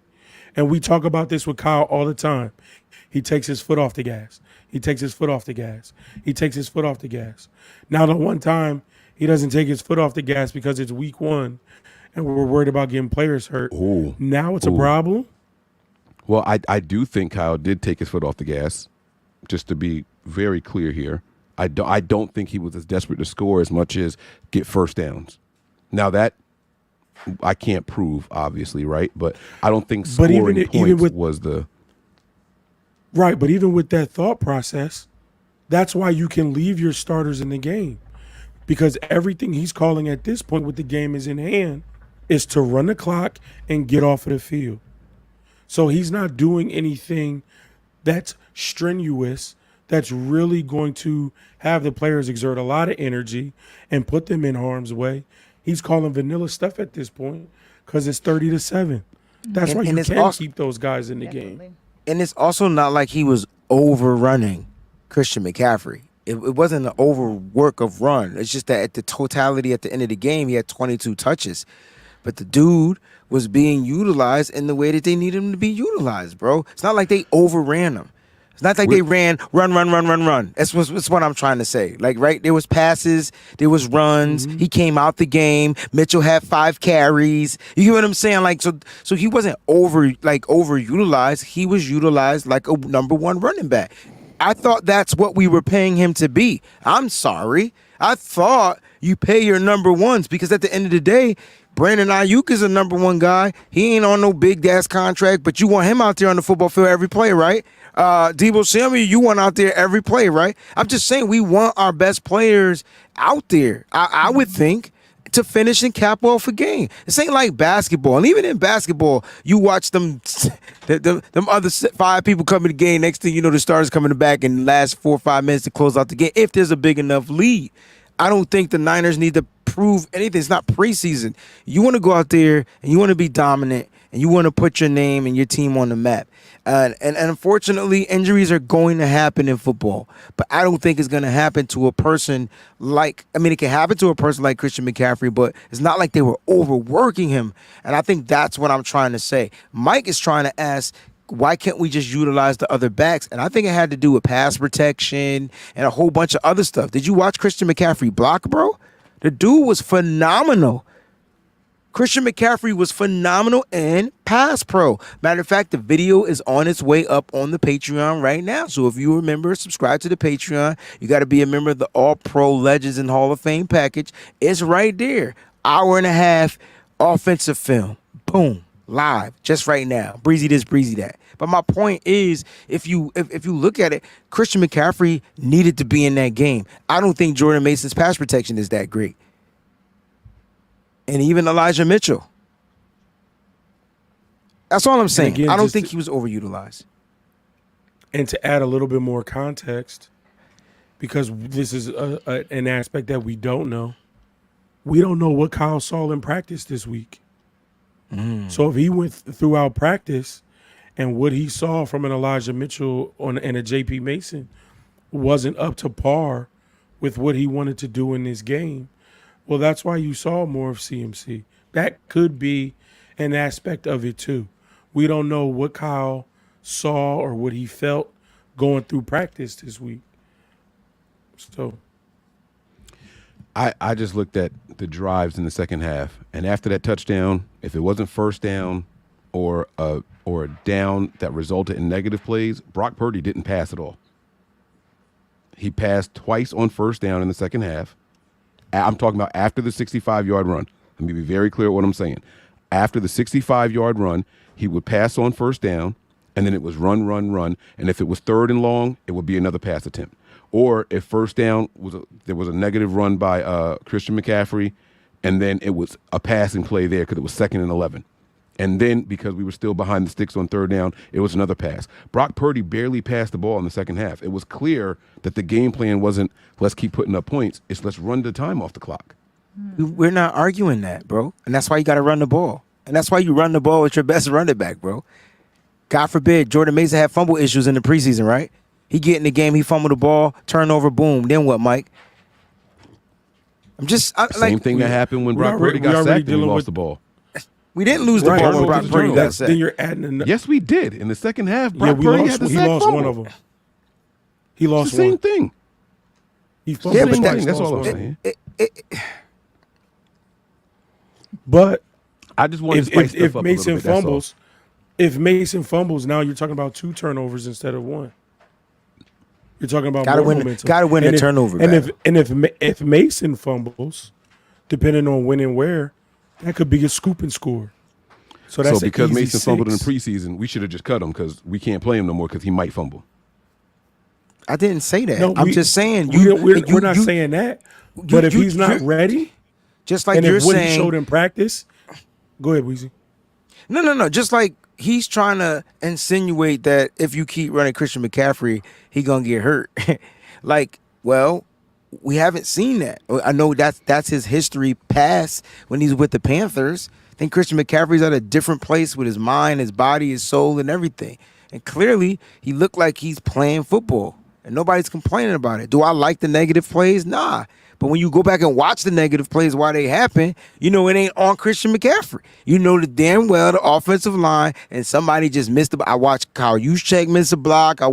People are missing their assignments. Oh, I wanted to ask y'all about that. You reminded me. Go ahead. Remind me to bring up not CMC, Juice later. So at the end of the day, like, if it was 30 plus runs, I'm ready to have that conversation, Mike. Even at 25, I would start teetering it. But the Niners are going to we want the Niners to run the ball 30 plus times a game, right? So why does it matter if it's Christian McCaffrey or not? Why can't it just be Christian McCaffrey? He's the number 1 running back. And then, depending on the matchups for the following week, you might work something different out there. I think, to me, it was more pass protection. You're dealing with a dominant edge rush, and luckily, Cameron Hayward ended up getting injured in the game, so that took away a little bit of the pressure from their defense, but they still had Highsmith on the other side, and so you needed your best running back in the game, and I think it was more of a game plan than it wasn't, even though you're saying we ran the ball predominantly the second half. That's what you're saying. So, and you're probably right. We did because we were trying to, like you said, kill the game clock. It wasn't about putting up points. We had enough points on the lead, but then some of those drives, Mike, were negated by penalties, which would have put up more points. Maybe not touchdowns, but we were in field goal range on a couple of those drives. Let me rephrase the question to Peachy because she's been silent on this. Knowing the lead once it was 27-7, would you have used other players in the rotation? Forget Christian McCaffrey for a second. We had Ronnie Bell out there. They could have played a couple more snaps. We had, Dwelly instead of Kittle, who could have played a couple more snaps, things like that. Would you have used other personnel once we were up 20 in the second half to spell some of these all-pros and Pro Bowlers and highly paid offensive weapons? Yeah, I probably would have, but I'm always thinking that way. But the only thing is that if you saw it getting out of hand, then of course, you would swap them and bring back in all your starters and stuff. But I was actually asking the question about Mitchell because I was trying to figure out, like, why wasn't Mitchell used more?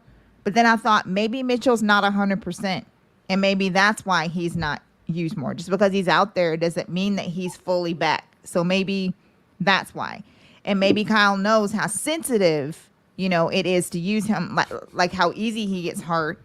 And I think he just didn't want him out there because, doing that much because he was just afraid that we were just going to lose him, like in this game, which wouldn't have surprised me at all if Mitchell was the first to come out of this game. Okay.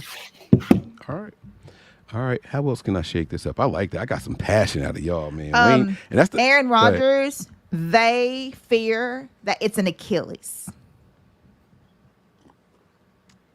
That won't show. That won't show up on an X-ray. That's going to show up on the MRI. That's what Jets fear. He's done.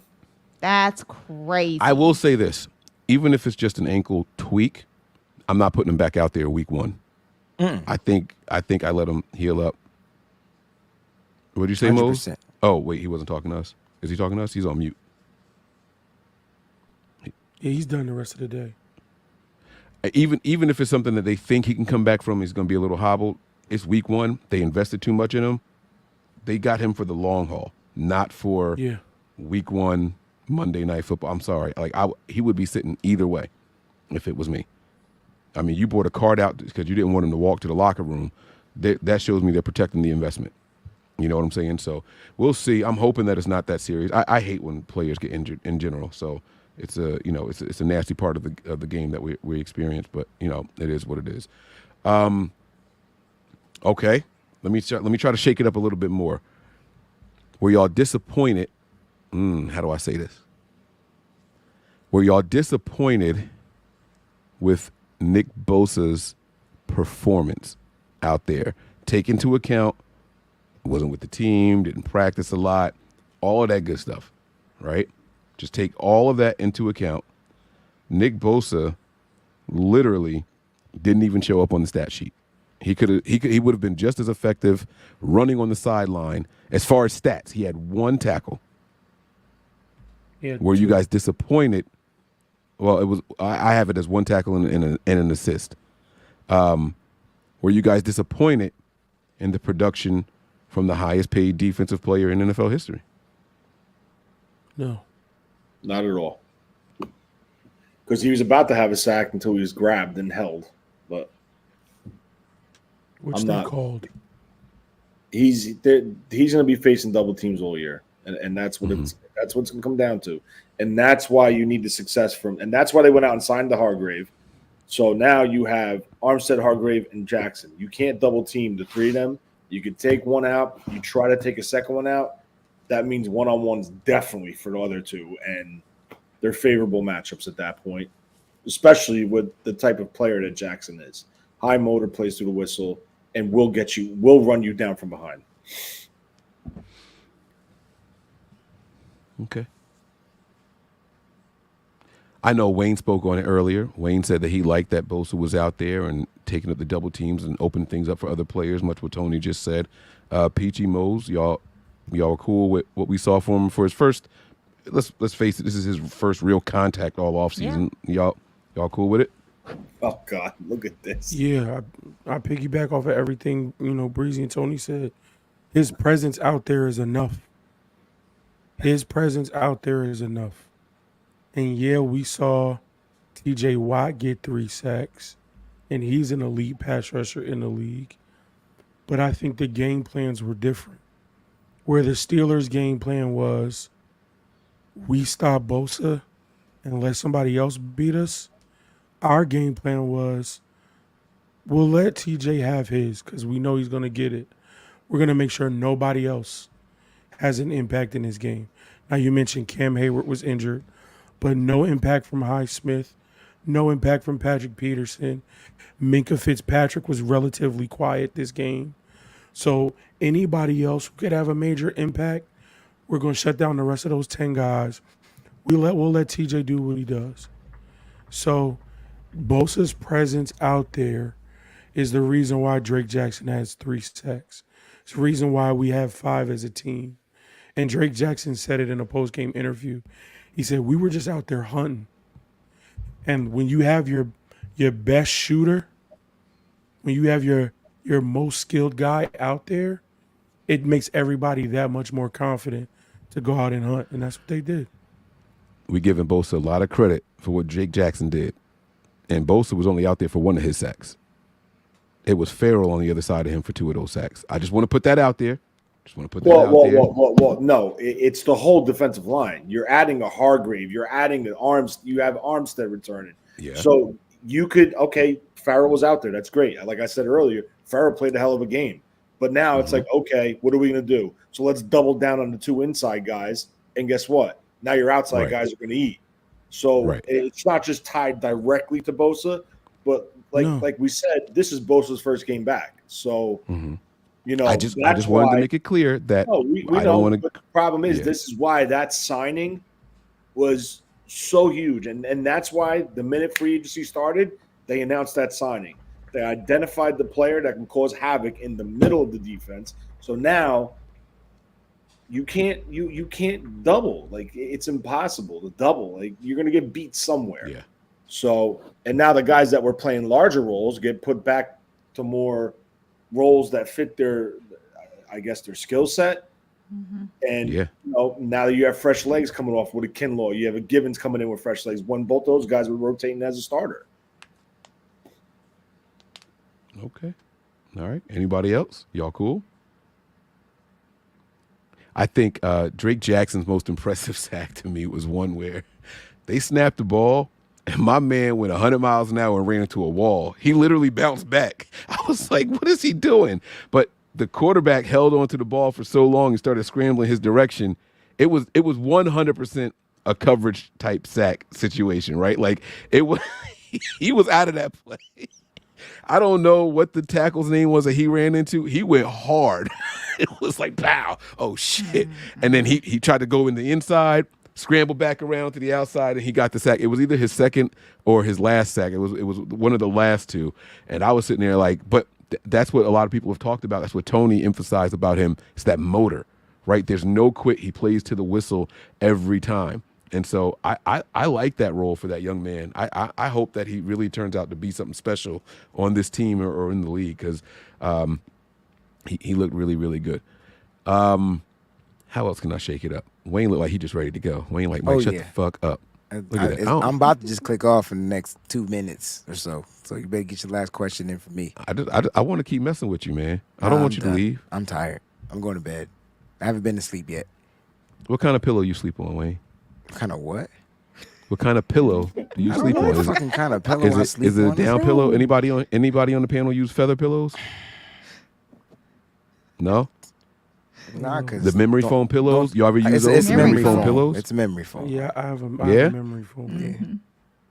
Yeah. Oh, I would be afraid to suffocate in a memory foam pillow. I got a big head, so the memory is going to be like a big dip, and it's going to be surrounding my face. I would be afraid to turn over in my sleep in a memory foam pillow. I'm the guy that I fold my pillows up. You know what I mean? Like I ruffle them up a lot. You know? Yeah? No? Nothing? What y'all have for dinner? Mike, I think everybody is just sleepy. Like nobody got any sleep this weekend. Bro, this weekend was crazy. It was a crazy weekend. Delays, action everything. Packed, a lot of stuff going on. Mike act like he don't know I had to drive to Pittsburgh after my flight was canceled. I love all of y'all. And then I was up all Saturday. I barely slept. You got there Saturday morning. Set the joint up. We was there at 8 o'clock, bro. 8 p.m. And then we had to get up early for the tailgate. And then the game. And then I went to go see my dad for some hours. And then I must have slept for a total from Friday to Sunday, I must have slept a total of 5 hours. That's not healthy, bro. That's not healthy, man. You gotta do better than that, man. I was grinding. Trying to go to bed. You should go to sleep, bro. Like, Wayne, why ain't Mike, you sleep ask me one more question about football, about these 49ers, bro. All right, I do have another question for you though. This is all right. I'll make it about football. I was watching your halftime show and your post-game show. Mm-hmm. What color is your facial hair? Because on here, I see the gray and black. But from the angle that you had it on during the game. Mike, shut up. Wait, hold on now. Hold on, because he got like a lot of reddish colored hairs in his facial hair that I never saw. It was the angle. Tony and Peachy, my question for you is, are we concerned with the performance of Colton McKivitz? No. Are we concerned with the performance of Colton McKivitz? I'm glad you asked that question because I don't know where Mike is. Because it's TJ Watt. I don't think he gets a pass.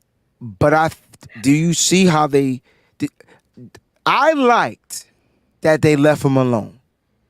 Yeah. And that to me Trial by Yes, fire. Yeah. trial by fire. No chips, no dips, no slips, no clips. He was on that right side by his damn lonesome. And Watt got him all 3 times, all of them. I thought maybe Brock held the ball too long on one. Nope. A bullshit. Nope. He just got beat. It was like there was a slow sack. It was like a slow develop. Like he didn't know what to do.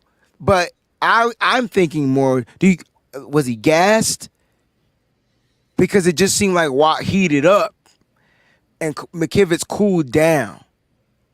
And so that's kind of like what I got. But I like the fact that Forster, they let him alone. They left him on the island because he got a big test coming up next week. Aaron Donald might not line up outside all the time, but he's got a big test. And so I like that he did that. Huh? I don't want Tony to answer yet. Go ahead, Peachy. I know Mose asked the question, so. And by the way, he specified y'all. Like I can't even answer it. No, you just moderate. All right, go ahead, Peachy. What were your thoughts on Colton McKivitz? No, that's he's fine. I think that he's gonna get better and better. So I'm not worried about him. He's gonna be okay. I mean, it is TJ Watt, man. I mean, I don't know. TJ seems to get discounted sometimes. It's like that dude is a bad mama Jimmy. TJ Watt is better than Nick Bosa. I will say if Nick Bosa's ass was at practice though. Oh yeah, definitely, yeah. And not holding out. Mm-hmm. Even though I get it. So y'all aren't concerned about a guy who was responsible for 2 sack fumbles in the same game. Week 1, he just getting started. He said, y'all thought Mike McGlinchey was bad, hold my beer. And y'all not concerned with that at all. It's cool. He's fine because he was going up against First of all, Brock Purdy fumbled the ball, not Colton I was McKivitz. fixing to say, like, he's Brock not Purdy- responsible for the fumble itself. He was responsible Brock Purdy for the just sack. has small hands. He's and responsible that's for the not sack. happening. He's responsible for the guy getting there who caused it. Right. But he Yeah. That's Brock why- got to hold that's on why to I the asked ball. the question because, Yeah. like you mentioned, Aaron Donald, but then in week 5 we see Michael Parsons. 6 we see Myles Garrett. In week 7 we see Daniil Hunter. We got Come Hassan on. Reddick on this schedule. Come on. Like we see some dudes this year. Did we? Some Did we beat badass dudes. Did we beat the Steelers? And Okay. but that's why I'm Did asking we the lose a question. quarterback in the Super Bowl Because- because somebody Did coming we off beat the the right Steelers? side? What the fuck are you saying, bro? Did we beat the Steelers? Is my question. So I'm gonna say this: we could beat the Browns, we could beat the Cowboys, we could beat all those dudes. We could beat the. Do we lose to the Rams in the regular season? No, okay, I got you. Here's a I know you follow-up do, but I'm question. just asking the question: Do we lose to them? No. The Here's Rams my don't have follow-up speed question. rushers like Rams don't have speed rushers the way that Mose ran off that list of players that He Mose started named specifically. He started. I did start with AD. He listen to me. But AD is not predominantly an edge guy. He's not a speed rusher. We know, Everybody but else you name, He's we know still that. he's still a beast, and he's going to cook McKivitz if he's on a one-on-one. My point is, we can still beat them. You get what I'm saying? Like, it all depends on how Kyle game plans. I expect to see more tight end blocking on that side against those edge rushers. I just feel like there'll be a better game plan. I think this was the fire game to see if this kid can hold up. And he did, like, for a whole half until he didn't. Right. So that was my What would you follow-up change, Tony? question. Oh. That was my follow-up question. Against these elite pass rushers, is that going to be the same game plan? Leave him on an island by himself, let that guy go off, but make sure you eliminate the other 10. Tony, what was the adjustment in the second half? What do you mean? Say it again. For Watt. What made Watt successful in the second half? Oh, it's him. He listen, JJ Watt, whatever his fucking name. I can't- TJ Watt is an excellent pass rusher. We can't knock the guy. But McKivitz, along with scheme, had a hell of a first half. It's the second half where he came out and made his adjustment. And it's all about rushing and technique and rushing and attacking his outside shoulder, forcing him to try to get out further, in which that's where he struggled. Now, there's ways you can control that. You can shift, you could chip, you can align a 2x2 off of the tackle to chip him to slow him down. But a guy like that is going to eventually get a pressure. Is McKivitz perfect? No. Is McKivitz – put it like this. I think it would have been a similar situation with McGlinchey. I think McGlinchey would have had a harder time with him earlier in the game because Mike just plays with extremely high pad level. And, you know, if this guy gets on your chest, he will bench you and put you on your ass. But with that being said, I do think Kyle will have to get creative versus upper echelon pass rushers to help him. Now, you're talking about Philly's defensive line. Yeah. Brock Purdy got hurt last year with a tight end blocking him. With the wrong tight end blocking him. Well, yeah. Do I think Kyle does that again? Absolutely not. I don't think he'll ever do that again. We hope. Whoa. Wait. Just to be clear, you don't think Kyle's going to block a pass rusher with a tight end? Not that tight end and not that alignment, no. He ain't here no more either. Obviously, he's not there. No way. But it comes down to scheme, and we talked about this at nauseum last year. Like, Aaron Donald, yes, he's the best defensive lineman in the league. Blah blah blah blah. Highest paid defensive player of the year. Yes. Does he stand out versus the 49ers? And how does Dan Brunskill have the best game of his career versus them? It's called scheme. It's Kyle's allowing him to use his aggression. Kyle's allowing him to use his aggression against him. So if he's pinning his ears back, shooting gaps upfield, they're going inside zone all day. They're going inside gap runs all day. And then when they do the stunts, it's just amazing how Kyle has a step on these guys and how he has the ability to scheme against their strength. It's crazy. But I will tell you this. If you're going to ask me, why did they struggle so bad?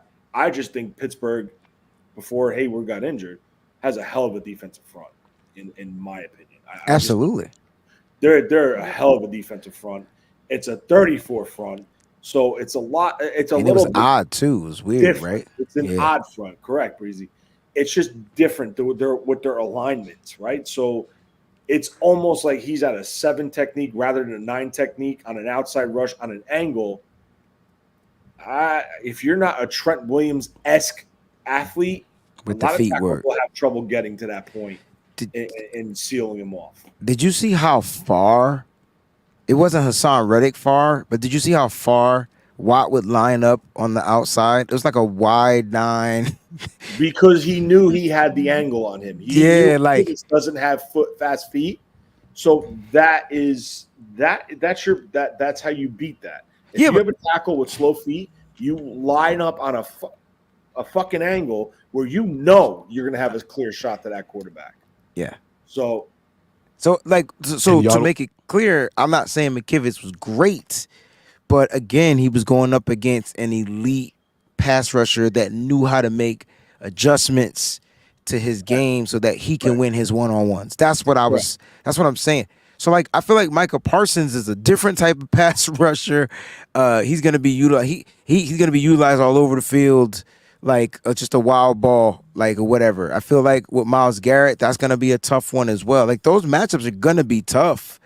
But then, like I said, that's where the scheme comes in. That's where Kyle Shanahan has to sit there and say, all right, my guy needs help. We help Mike McGlinchey, so why wouldn't we help Colton McKivitz? Okay. I was just going to say those speed guys are going to continue to line up wide against Colton McKivitz until the Niners do something to stop him. Okay. So J.J. Watt puts – they're going to run power right inside him.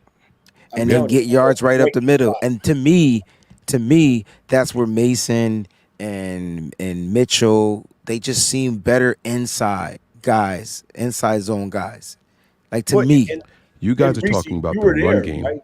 You were there at this game. I'm just saying you can negate the pass rush by running up the middle, right? If your guys are spread out wide, then them gaps in them zones, they're big holes. You can easily check out of that, right?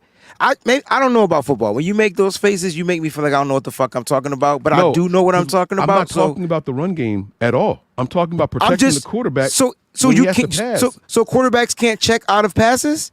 That's not what we could do. So every time a speed rusher lines up outside the tackle, we gonna Not say, every never mind, time, let's run Mike. the ball? It just comes down to what Brock Purdy sees. Don't we want to see him progress in this scheme?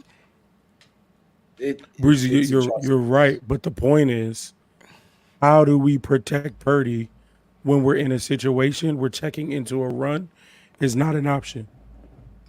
If they're going to line up out wide and McKivitz is going to get beat because he's slow, you talked about TJ Watt making an adjustment.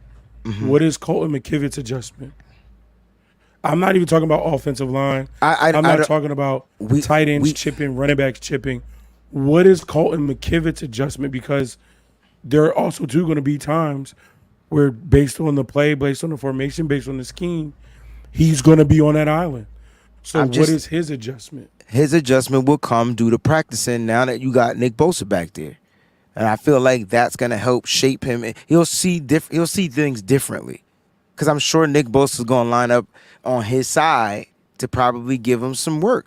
I mean, the kid just has to adjust. You're asking a kid that's starting his first year at right tackle. So, is he the best? No. Can he be better? For sure. But how he going to get better if he don't get the reps? It's not like he stink. He just got beat by TJ Watt 3 times. He gave up 5 pressures in this game. 3 sacks, quarterback hit, and a hurry. Right? So 5 pressures, that's a lot. So at the end of the day, how does he go watch the film and maybe Chris, and this is Chris Forster's job. Dude, this is what this motherfucker did against you. This is what these guys are going to try to do against you, and they're faster. You got to be better. How are you going to change your technique? He has to be coached. Isn't that their job? He's definitely going to have No, yeah, but that's also a part of the question. Like, you gave me the how, but what are some options that he could do to make an adjustment? Because I can give you one right now. If you look at the Chiefs, and what they do with Jawan Taylor, they have him line up basically off the line, but it's legal. I know. No. It's legal as long as his helmet is at the belt line of the center. Yeah, at the waist, he can line up as far back as he can, and that has been helping him kind of get that kick slide started to get out to those edge against those speed rushers. Is that something that we see Colton McKivitz do? Now, I don't think Colton McKivitz is as athletic as a Jawan Taylor, and he has to implore that technique to get out wide on some of those fast edge rushers. So, at some point, we have to talk about what is McKivitz going to do to kind of negate some of these pressures and sacks that he's given up, because we're going to see some bad dudes. And he's going to be on his own. We can chip. We can leave a tight end in. That's great. And I'm sure we're going to do that. But when he has to be out there one-on-one, what is his adjustment? What is he doing? How can he make a change to be better, protecting his quarterback?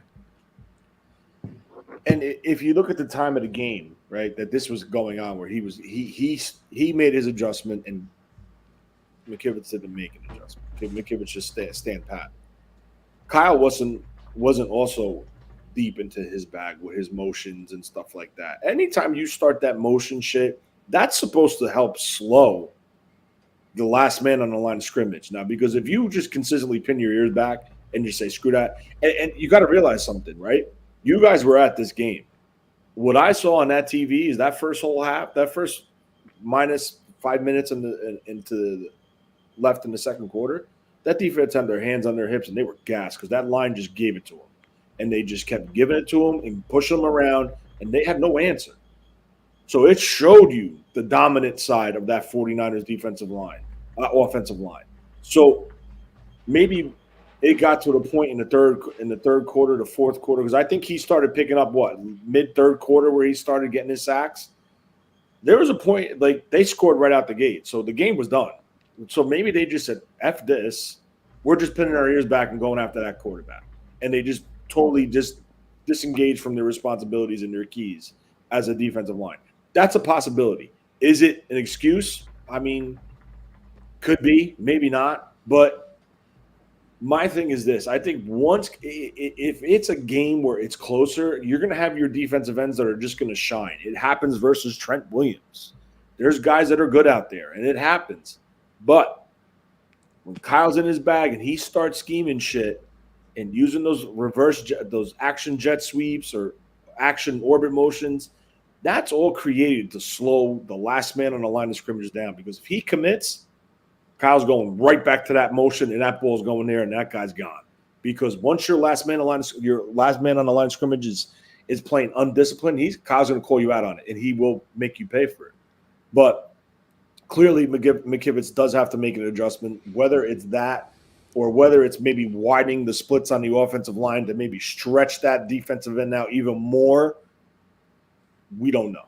But I mean, this is something that they're going to have to work on as a collective group and come up with a problem with it. It wasn't an issue in the first half, though. I will tell you that when the game was close and things were going on.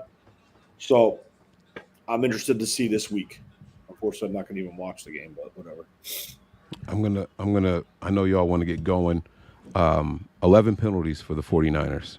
Almost a whole football field worth of yardage given up in that. Concern, not concern, week one rust. I mean, the Niners are notorious for the slow starts. That seemed to be the only hiccup of, week one. What do you guys think there? Is that something to be concerned about? I also think that most of those penalties came in the second half when we were trying to just kill the clock as well. The defense was on the field a little bit longer. We had more punts in the second half and all that, so the defense had to play a little bit more. I think a lot of those came on the defensive side of the ball. What are your guys' thoughts there as far as the penalties go?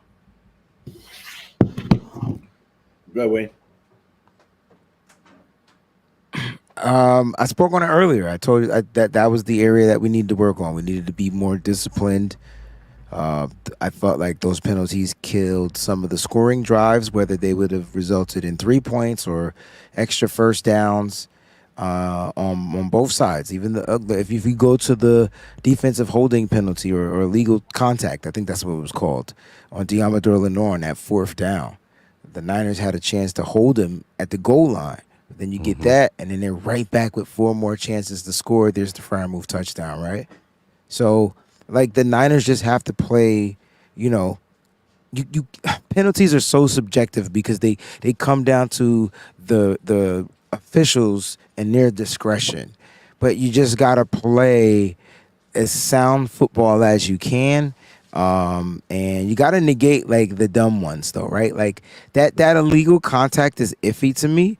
But, like, the false starts, the illegal procedures, the holds, again, to me, a hold is subjective, right? I mean, if it's a blatant hold, yeah.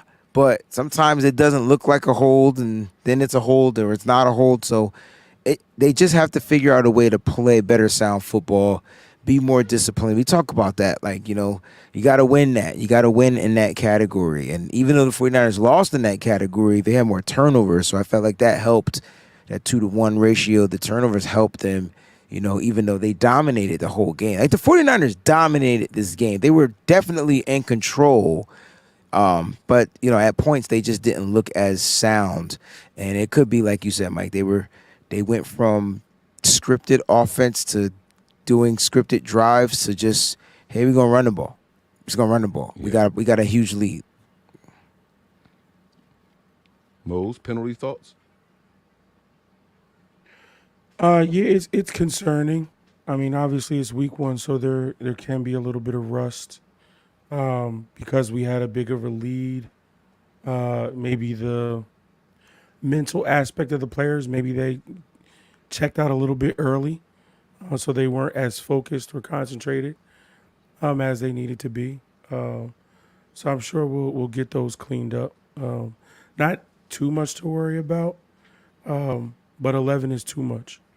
11 is too much. So I want to see, how we go into a division game against an opponent that we, over the past few years have had their number, how we come out and play in that game.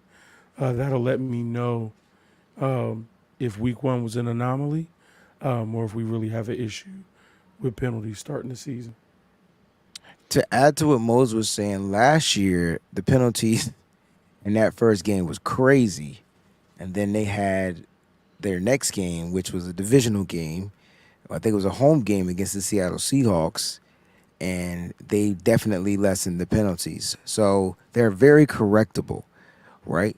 And so I think the 49ers will be on top of that. I think they realize what it is they need to do. So that's a good trend. They came out, they tried some things, had some false starts, had some whatevers. But if you go back to last year's game, that Chicago game, we had some dumbass penalties, like penalties that helped the Bears actually win the game. You go back to this game, luckily those penalties didn't help, you know what I'm saying, the Steelers win. But next week, that week we played Seattle Seahawks week 2. I thought they played very sound football in that game. We got the Rams Tony, this year, so. Any thoughts on the Listen, penalties, Tony? Penalties suck. It's annoying. Some are legit, some are questionable. It depends on your, the way you see it. And they just picked off this guy again. That's phenomenal. But it is concerning. You're talking 11 penalties. You're talking the majority of those penalties came on that drive, and that's what gave them 7 points. And if the game was close, that's something you're keeping a team around. But the positive side of it, these things are correctable, right? There's you got to know the count, you got to know the snap, when to go, mental lapses, or we used to call them brain farts, and it is what it is, but they're correctable things. They're not issues that are just like, oh my God, how are we going to get through this? But no, I'm all right. It sucks this game, but I do want to see them improve and at least cut them down. Okay. All right. Well, look, I'm not going to keep y'all. I know y'all were ready to go. I'm going to stay on just for the people watching. I'm going to break down the pressers following the game. I know Wayne is tired. He needs to get some sleep. Mose, you got to rest those vocal cords, get some tea or something, man. Tony, I don't know what your plans are, but we all got to get up early. I'm going to stay on because the game is still on, and I'm not going to go to sleep until then, so I'll break down the pressers. I'll give you all the floor if y'all want to give your final thoughts. Anybody that's going to leave now, you guys are more than welcome to stay on for the presser breakdown if you want to, but the floor is yours for final thoughts for anybody who is going to cut out. Love y'all. Appreciate y'all, everybody tuning in. My family here, Sister Peachy, she dropped out. Listen, this is a great way to start the season. We wanted to start 1-0. We had to come on the road from the West Coast to the East Coast to do it, but we did it in dominating fashion. We looked like the team that we thought we would look like. And now it's stringing together consecutive wins. So we're not going to look too far ahead. Let's focus on what we need to do to get this win in L.A. And be 2-0. But that's it. That's enough for me. Let me go rest my voice now. We beat L.A. The Niners are in first place in the division, where we should be. So it's already some stuff on the line. Wayne? I mean, can't nobody tell me that the 49ers aren't the best team in the NFL. And they've showed that on every facet of football. And we sat here and talked about areas where we need to improve. And, I guarantee you that the San Francisco 49ers and their coaches are sitting there trying to figure out in what areas that they can be better in. You know what I'm saying? So I think that the 49ers are going to continue to trend upwards. They started the season putting up a 30 burger. And so I'm not saying that they'll score 30 points every game or average 30 points or whatever or whatnot. But, I mean, if you watch what the offense did, they moved like a machine. If you watch what the defense did, they moved like a machine. And even special teams played like a machine.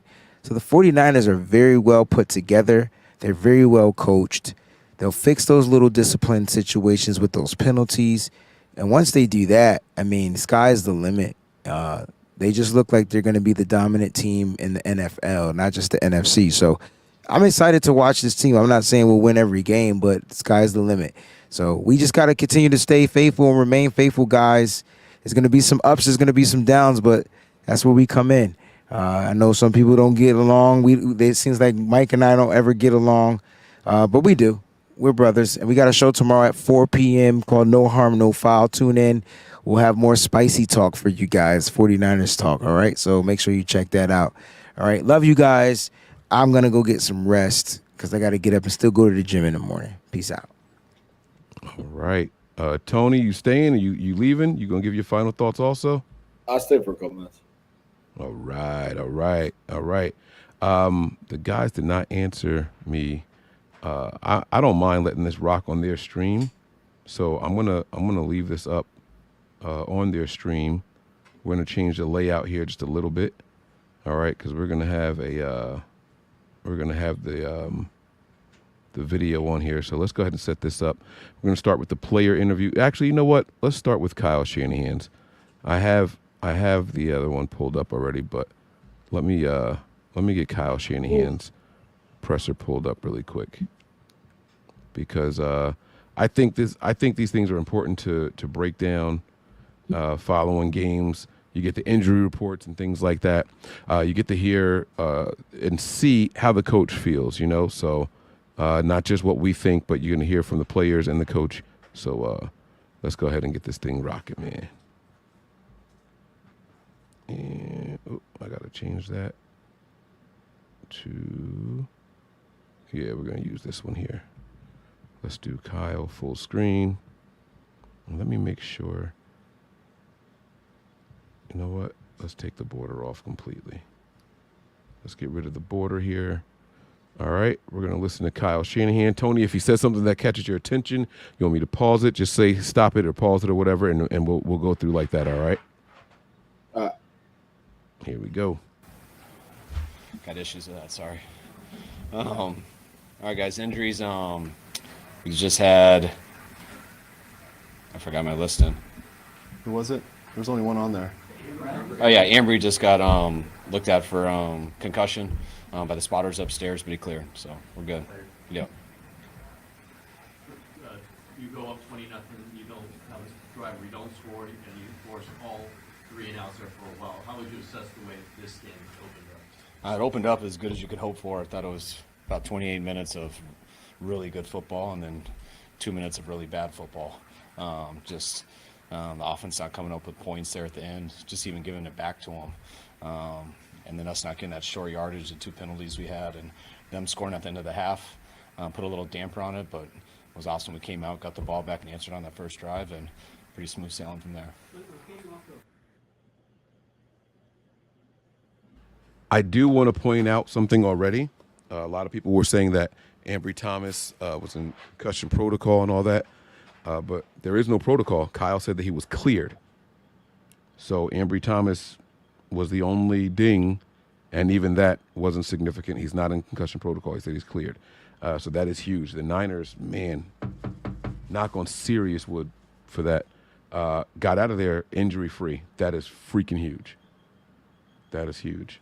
Yes, sir. All right.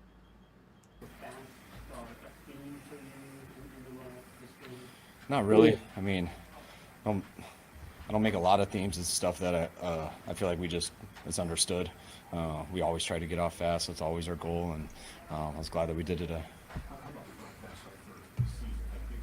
Yeah, that was huge. I mean, we've waited a long time for this game. First games are always weird. You think about it forever. You overthink it a lot. For a couple weeks now, we just wanted to get to this game and get it started. And once kickoff happened and it felt normal, and glad to get that first one out of the way, and glad to get a win while doing it. But it's kind of opened the door for them to get back in it. But so how important was that first drive for the first 65-yard drive? Oh, it was huge. I mean, I thought we really let them back in it. Especially, I thought we were there in field goal range with that run. And we had a free play because they got jumped offside, so I thought it was going to be 3rd and 2 and give us a chance to keep going for it. Whether if we didn't get it, we were going to kick a field goal or run time off and have a chance at a touchdown. But somehow I heard offsides, and somehow I heard they had a timeout after that, so I'm not exactly sure what happened. And then we weren't able to come through with that, and we stopped them on that 3rd and 1. I think we're good, but they bounced that run, got a personal foul on it, and gave them some light at that moment. When you got the extra point in his first field goal, was there a little bit of a sigh of relief? Yeah, definitely. I mean, he's I mean, we've felt so good about him in practice every day. He's been great. We know he had a couple struggles in the preseason game and then got hurt, but he healed a lot faster than we expected. So he's been pretty good here in practice, and we still want to see it in the games and get him the delay a game at first. We did that just to make it harder for him, and he looked great there, and it continued through the whole game. So he did a hell of a job today. Was the general plan for both those snaps, or was it affected by because it kept being 3 and out? Did he just say he did the delay a game on purpose for him? I think so. Yeah. Can you hear him? Yeah, he's a little low, but I can hear him. Hold on, let me see if I can change the volume on it. No, it just says edit. I can't edit the mic volume on that. And I think I have it all the way up on here. I do. I'm going to run it back a little bit. He said we did a delay a game for him, and he came back all right. And then got hurt, but he healed a lot faster than we expected. So he's been pretty good here in practice, and we still want to see it in the games and get in the delay a game at first. We did that just to make it harder for him. And it was a joke. There, and it continued through the whole game. So he did a hell of a job today. Was the general plan for both those snaps, or was it affected by because it kept being 3 and out, so you continued playing? Yeah, that made it a lot easier. You know, our number was between 30 and 40. That's what we said going in. But that was, hopefully we can keep it there, and that's what we were going for. It made it a little easier with some of the 3 and outs, and that's why we kept him out there at the end for most of it. What's that? I thought Brock had a good game. Made some big plays, got some explosives there and some tight windows. You know, we had some issues in protection, not just issues, that we knew that were going in. Hope he can hold on to it when those do happen, just so we don't turn it over and fumble. But I thought Brock had a hell of a game. Was the opening drive, did that go according to script, like how you have planned out those plays usually? Yeah, exactly. No, it never goes according to script. It's always a little bit different, but it was. I'm trying to remember it all now, but I don't think we had a third down on it, which was huge. And that was well, we got a different look than we were anticipating, but we were still expecting it to go there. I did an awesome job being his man. Debo was number 1 in the route, and we were expecting a lot of people to go with him and leave Ayuk alone.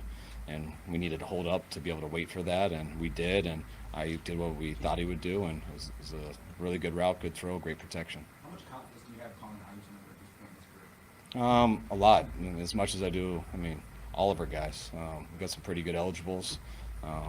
You know, you don't go in thinking that it's going to all be Ayuk like it was today. You go in with a pretty balanced, and the thing that just me looking at the stats right before I came in, anytime you throw it someone 8 times and all 8 of them are completions, that means you're doing some real good stuff. Little bit of fantasy news right there. I think that's important. Ronnie, I don't know if you saw the ticker or not, man, but I just took that victory shot for you, big dog. You know, he said something there that I thought was really important, because a lot of people are like, oh, if this is the version of Ayuk we're going to see all year, he's going to be tough. He's going to be the guy. He's going to be this and that. We got to pay him. We got to pay him. Did you hear what he just said about it? You don't go into it thinking that way. You go into it pretty spread out evenly, right? I think one of the things that Kyle does really well that he may or may not, I don't know. I don't know what the public perception of him is when I say this. Kyle is really good at playing the hot hand. He's really good at when he sees one guy just created a mismatch out there somewhere, he takes advantage of it. And I don't know that Ayuk necessarily created any mismatches. It's not like it was Peterson on him all night long. He moved Ayuk to the left side, to the right side. He lined up in the slot a couple times. He moved him around, and Ayuk just, like he said, 8 of 8. And when you see all 8 of them were complete, which means Kyle doesn't expect perfection, right? Like when you look up and see that all 8 of them were complete, it's like, wow, like that was a good game for him, but you don't go into it with that in mind. Tony, you have any thoughts about that? No, I'm just listening. I want to hear. I just want to hear if I hear. I just want to hear. I want to hear him, and then I'll. Cause he plays head games, this son of a bitch, bro. He does. He loves. He does, but he's in the zone, and the feeling that he's giving me right now is, you guys haven't seen shit yet. That's the feeling I'm getting from him. That's what he's saying in his head. I guarantee it. Right. Like it's like Yeah, it was good. You know, we like making it hard on him. Like, he's laughing about the negatives. When Kyle normally comes to the podium and there's negative things to go over, he doesn't like it. We've won games that were, you know, knuckle up fight games like that Raiders game, and he came to the podium and the negatives bothered him. We've won other games where we blew out opponents and he comes to the podium and the negatives really bother him. I never want to get too high after a win. You know, there's still a lot of stuff out there to clean up. He doesn't have that energy right now. He's happy. He's happy right now. This is different. I think Kyle has a different level of confidence about himself so far. This is going to be an interesting year, man. It's going to be interesting. I'm going to hit play. We'll let it play all the way through. There's about 3 minutes left. I'm going to step away. I can still hear it, but I'll be back before it's over. You did have a down on that first drive. You had a fourth down too, actually. Oh, that's right. Yeah. That you call that, you put in your quarterback's hands a little bit of a sign of confidence you have in Brock in that moment. A little bit. It's also how hard they are to run against in short yardage, which you guys saw the play before on that. So, you know, they're a really good team, really tough to stop in those situations, and it's always a little bit easier to run it. You think it's easier to run it, but I think you guys saw that in the first one, and we thought we'd get it to the side, and George had to bow around the guy a little bit, but Brock made a perfect throw, which allowed George to turn up the field, and that was huge. What about Drake Jackson today? There was a lot of discussion about pass rushers other than Nick. Yeah. I'm real happy for him. I got to see both of his sacks. You know, Drake put in a ton of work this offseason, put a ton of work going into training camp, had a setback when he got injured, so he got to miss a lot of training camp, but he's worked his butt off to get back. And I mean, when I get on the plane, I'll see how he played overall, but he's got that type of ability, and it seemed like he had a huge effect on the game.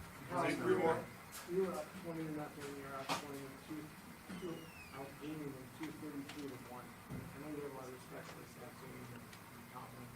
But did you imagine that level of domination? No, but, you know, I mean, they didn't move the chains. We got them on 3 and out. You know, it took them a little bit to get going, and we were able to answer. So we were able to jump it. I don't think it says a lot. I mean, it's just how the game went in week 1.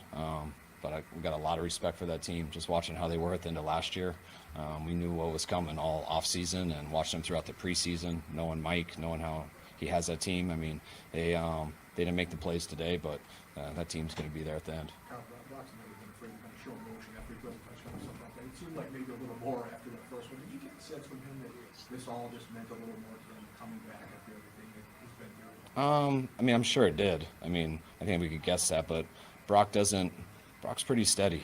Brock, you don't see much different each day. I mean, he's a very faith-based person. I think that gives him his foundation as much as anyone I've been around. He's taken this whole offseason as good as you can with a quarterback being injured. I mean, I think today was 6 months ago to where he had that big surgery, and he's done everything he can to come back, and he handles the pressure well and really doesn't change. I think that's why the guys love him, and I think that's why he'll continue to get better. We saw this defensive line dominate 2019 and what that meant. Are you feeling something similar about this one? I mean, all he asks is for the chance to be like that, and I think we do have an opportunity to. We've got a long way to go before that, but I liked our first start today. All right, guys. Appreciate it. All right, guys. Thanks.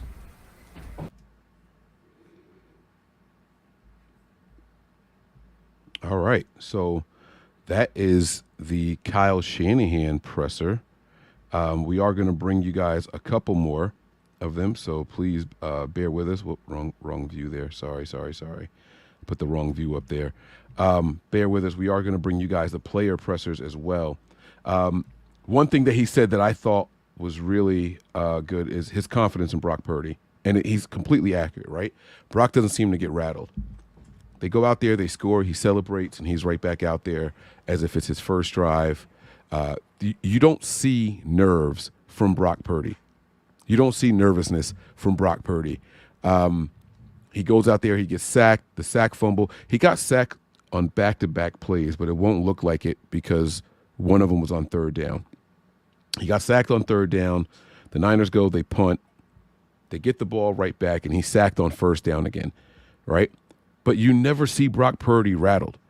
You never see him look like the moment is too big for him. I've never seen a camera angle of big-eyed Brock, right? If you guys are on social media, you'll see the video going around of Geno Smith and the Seahawks, and Geno's under center. Go ahead, Tony. Take yourself off mute. Come on, tell them what happened, man. You know exactly what I'm talking about. My man dropped back. he saw Aaron Donald and Stug come up to me. He was like, "Oh God, Oh my God." Geno Smith, like you literally heard the panic in his voice. Oh my God. And got rid of the ball, right? Like just get this shit out of my hands. I don't want that, right? I don't think you're ever going to see that. I don't think you're ever going to hear that from Brock Purdy. Not that he won't get rid of the ball faster when he sees the pressure, but that, oh my God, was a real sense of panic, right? Brock's not wired that way. He's not wired that way. And Geno Smith has been in the NFL much longer than Brock Purdy. It's just he's got a different level of poise and control about himself that we haven't seen here in San Francisco in a while. It's been a while. It's been a while. So I like that about what we saw. I like it a lot, actually, if I'm being completely honest with you. And I think that it deserves to be commended. I really do. I think that that's something that should be talked about just a little bit more when it comes to Brock Purdy. Maybe other people do talk about it, right? I know Brock Purdy has a big following. He's had one since he came in, and I am not opposed. I don't think people think that I like Brock Purdy as much as I do. But one thing that you guys do know about me is that I'm always going to ride with whoever is under center. I'm always going to ride for it. So you got to be real. This guy is as cool as a cucumber. I never really understood what that expression meant, but that's what he is. You know what I'm saying? So, Tony, any takeaways from the presser or no before we move on to the players? I mean, I think it's typical Kyle. He sounded a little like not relaxed, but he sounded like he's good right now. Like he's good. He's happy. He got that.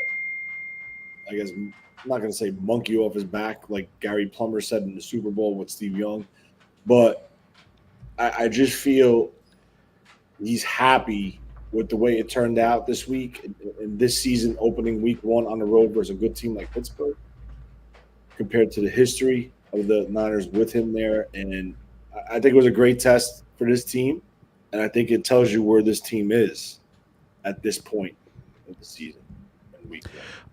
I think a lot of people forget that Kyle Shanahan and Mike Tomlin were associates. They were on the same staff in their past. They know each other. I'm not going to say they know each other well. He doesn't have this long history with him like he does with Mike McDaniel or the LaFleur brothers, right? But he does have history. There is history there nonetheless. And I really appreciate Kyle when he shows respect to his opposing coaches. And so he did that there. He talked about Mike. He said Mike in the presser. Those kind of things they weigh a lot to me. They weigh a lot to me. It shows me that he's well aware of the opponent who he's going against, and there's never a drop off. Right? He's going to go into this game next week. I think he does respect McVay. I think that a couple of years ago when they won the Super Bowl, I think Kyle got tired of the whole the student has surpassed the teacher talk that the whole league, even Niner beat writers were saying about him, and he made it a mission to make sure that we swept the Rams last year. Not that he ever goes into a game thinking, oh, it's okay if we drop this one because it's McVay, but he had a message. And the Rams, I was never worried a single point in time in those games against the Rams last year. And unfortunately, maybe fortunately, I don't know, call it arrogance or cockiness or confidence, but I feel the same exact way going into next week. I expect the Niner fans to show up, take over the stadium. I saw a post saying that there were AI robots dressed up as Rams fans in the stadium. I don't know if that was real or not, but if it was, there's not enough AI and artificial fan support to stop the flood that's about to happen. There's going to be a Red Sea out there at SoFi. All right, let's get to the players. We're going to see what they had to say. They start with, of course, our guy Brandon Ayuk, and then we're just going to go ahead and walk this thing down here, okay?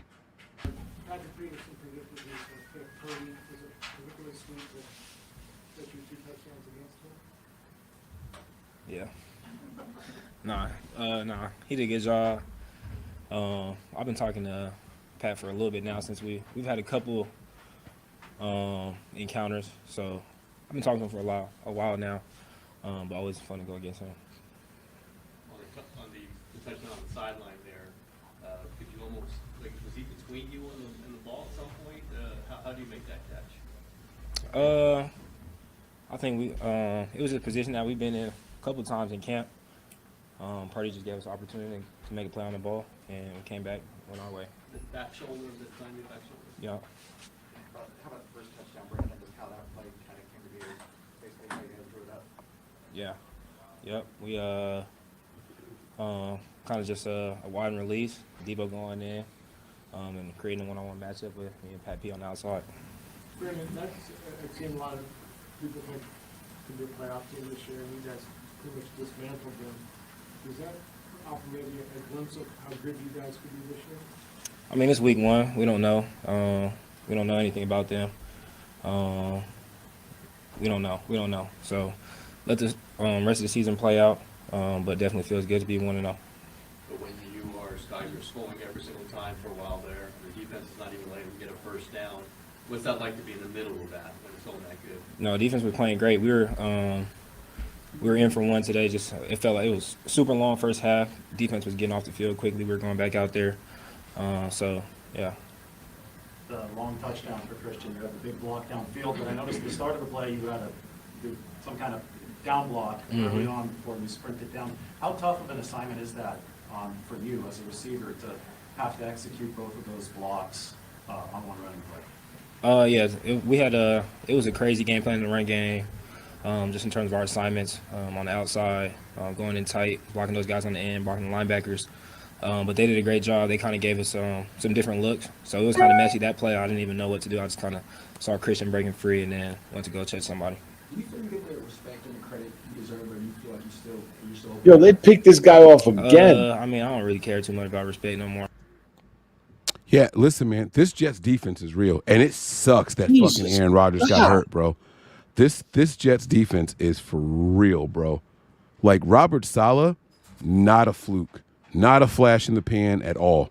Like all respect to my guy Robert, man. They're for real, man. They are for real. Jordan Whitehead has 3 interceptions tonight. 3. Come on, man. It's crazy. It's crazy. And one of them, you had freaking Diggs turning into a defender. He really tried to get his hand up there to take the ball away from Whitehead, and it just too little, too late, not enough. I don't know what you want to call it, but it didn't work. So shout out to him, man. Robert Saleh, that defense. Those guys are going to keep them in the game a lot, but it's going to come down to if Aaron Rodgers can come back, and I do think he'll be back. I'm hoping he comes back anyway. I would hate for Rodgers to go out this way. Week 1, first pass attempt on a new team. Like, come on, man. That's cheesy shit right there. I would love to see a Robert Saleh and Kyle Shanahan Super Bowl. No, you don't think that would be fun? Yeah, it'd be fun. Oh man. All right, here we go. And then Aaron Rodgers. Oh, can you imagine the storylines for media week? Aaron Rodgers has said his whole career, I'm going to make the Niners regret not picking me. And then they get to the Super Bowl where it's the 49ers versus. Come on, man. That story would be insane, Tony. Mm-hmm. It would be absolutely nuts. I like it. All right. I'm going to shut up. Let's get back to the pressers, man. It was a crazy game plan in the run game, just in terms of our assignments on the outside, going in tight, blocking those guys on the end, blocking the linebackers. But they did a great job. They kind of gave us some different looks. So it was kind of messy, that play. I didn't even know what to do. I just kind of saw Christian breaking free and then went to go check somebody. Do you feel you get the respect and the credit you deserve, or do you feel like you're still opening eyes? I mean, I don't really care too much about respect no more. I just come out here and do my job. Do you believe that answer right there, Tony? What'd he say? Grant I'm asked trying him, to do you move think my you get computer the... real quick. No, it's all good. Grant said, do you think you get the respect that you deserve or no? And he's basically like, I don't care about respect. I just come out here and do my job. You think he doesn't believe he doesn't care about being respected amongst his peers? No, I think that was a shut up answer. Interesting. I think that was a shut up answer. All right, cool. I want to ask you this question really quick because I just saw the Jets do it here. The Jets just ran, it looked like to me, a 6 offensive lineman run play. Yeah, we were talking about the how to help Colt McKivitz and things like that. Is it possible that the Niners kind of deploy something like that on a passing play? I don't think I've ever seen it on a passing play. Well, they have. You've seen it. Go back and watch it. You've seen it where he has a tight end. No. In line next to him, just because he's there, he can still release on a pattern, but that slows the pass rush, right? Right. I have seen it for sure with a tight end, but I think, I could be wrong, but it looked like the Jets had 6 offensive linemen out there and a tight end. Like it was one wide receiver, 1 running back, and the rest were linemen other than the quarterback. So what is that? That's 3 players out of 11. So 7 linemen. It's sure. It could have been a combo. That is a crazy formation, bro. That is a wild formation. I would just love to see the Niners do something like that. And they need to get something I wanted. I forgot to ask this question about Kyle Juszczyk. How many snaps did he actually play? Are the Niners getting away from the fullback position, Tony? I think he played a decent amount of snaps. I mean, they didn't go to him at all in the pass game, but I seen him in there like in 21 personnel. Leading like motioning and leading on the block at the snap. Like, so they're so creative with their run blocking and their scheming. It's really like art. I would honestly be surprised if Kyle Juszczyk had more than 12 snaps in that whole game. That's the way it felt to me. All right, let's get back to the presser, man. We'll start wrapping this thing up here. Well, come on. What? After the first TD pass to you, Brock, respect and credit you deserve, or you feel like you're still opening eyes? I mean, I don't really care too much about respect no more. I just come out here and do my job. I don't know if you could see this, but after the first TD pass to you, Brock had a very animated celebration. Could you sense that this was important for him, maybe even more so just given the first game back from his elbow? What did he do? Fist pump, left in the air. Flex. Oh yeah, I mean, no, I think everybody's just excited to come out here and play football again. And we come out and play the way we did. It's exciting. I saw one when he converted later on in the game, and he's slime business first down. So it was exciting for everybody. And I think that's how he is. That's the way he plays. That's how. Yeah. 2 years ago, we won in Detroit. We were asking you about your playing time. I mean, now so much has changed since then. Do you feel Kyle Shanahan's getting more and more confident calling your number, going your way? 2 years ago, Detroit. That was a long time ago, but that was a different time. That was a very different time. But like I said, I'm just trying to come out here every day and do my job the way that I know how. One more on Christian's touchdown and that block. What did you see once this was an open field on your pancake? And did you notice Ray sprinting across from the other side to deliver that final block? I didn't see Ray's block, but I've heard. I gotta go check it out. I've heard about it a couple times so far. They said he had a great block on there too, so I don't know, but I'm gonna go check it out. Good. Thanks, Brandon. Thank you. Hey guys. Just how the game started, that opening drive, how that kind of set the tone for them. Yeah, I think it was huge, coming in. First off, defense getting a stop, getting us great field position, and then, obviously being able to run the ball, set some things up in the pass game, and hit BA at the end. But in terms of the momentum and a hostile environment, it was huge for us. So it's good. Did the fourth down decision go for it on fourth down? Did it surprise y'all? Oh my God! What a catch! No, it was exactly how we drew it up, get George Did on you motion, see that? and have him go into the Yes, flat. sir. Nice touchdown. Ready to tie it up, man. Do you go for 2 or no? But hit George on the flat, make him get a couple more yards for us, and he did exactly that. So. No, I kick. God, I'm sorry. This game is. It's a low-scoring game, but let me tell you, it's actually a good game, man. 2 good defenses out there going, doing what they do, and it wasn't the quarterback battle we expected to see. But I'll tell you, man, these defenses are looking good. I think the Bills' defense right now is being aided by, the fact that Aaron Rodgers isn't out there. I think if Rodgers was there, the Jets might be walking away with this game if Rodgers was still out there. I have to imagine the offense would be more efficient in that moment. No. Yeah. Wow. Yeah. If Rodgers is still out there, absolutely. I just Right. I want to see this team win so bad right now. I just The Jets. do. Yeah. I feel bad, man. We both, I think we were both kind of feeling the New York teams. I know you were feeling both. Did I pick the Giants or did I pick the Cowboys? I don't remember who I picked. I think you picked the Giants with me because when I said it, you were like, I like them too. I think I got hyped for you. Yeah, the two New York teams.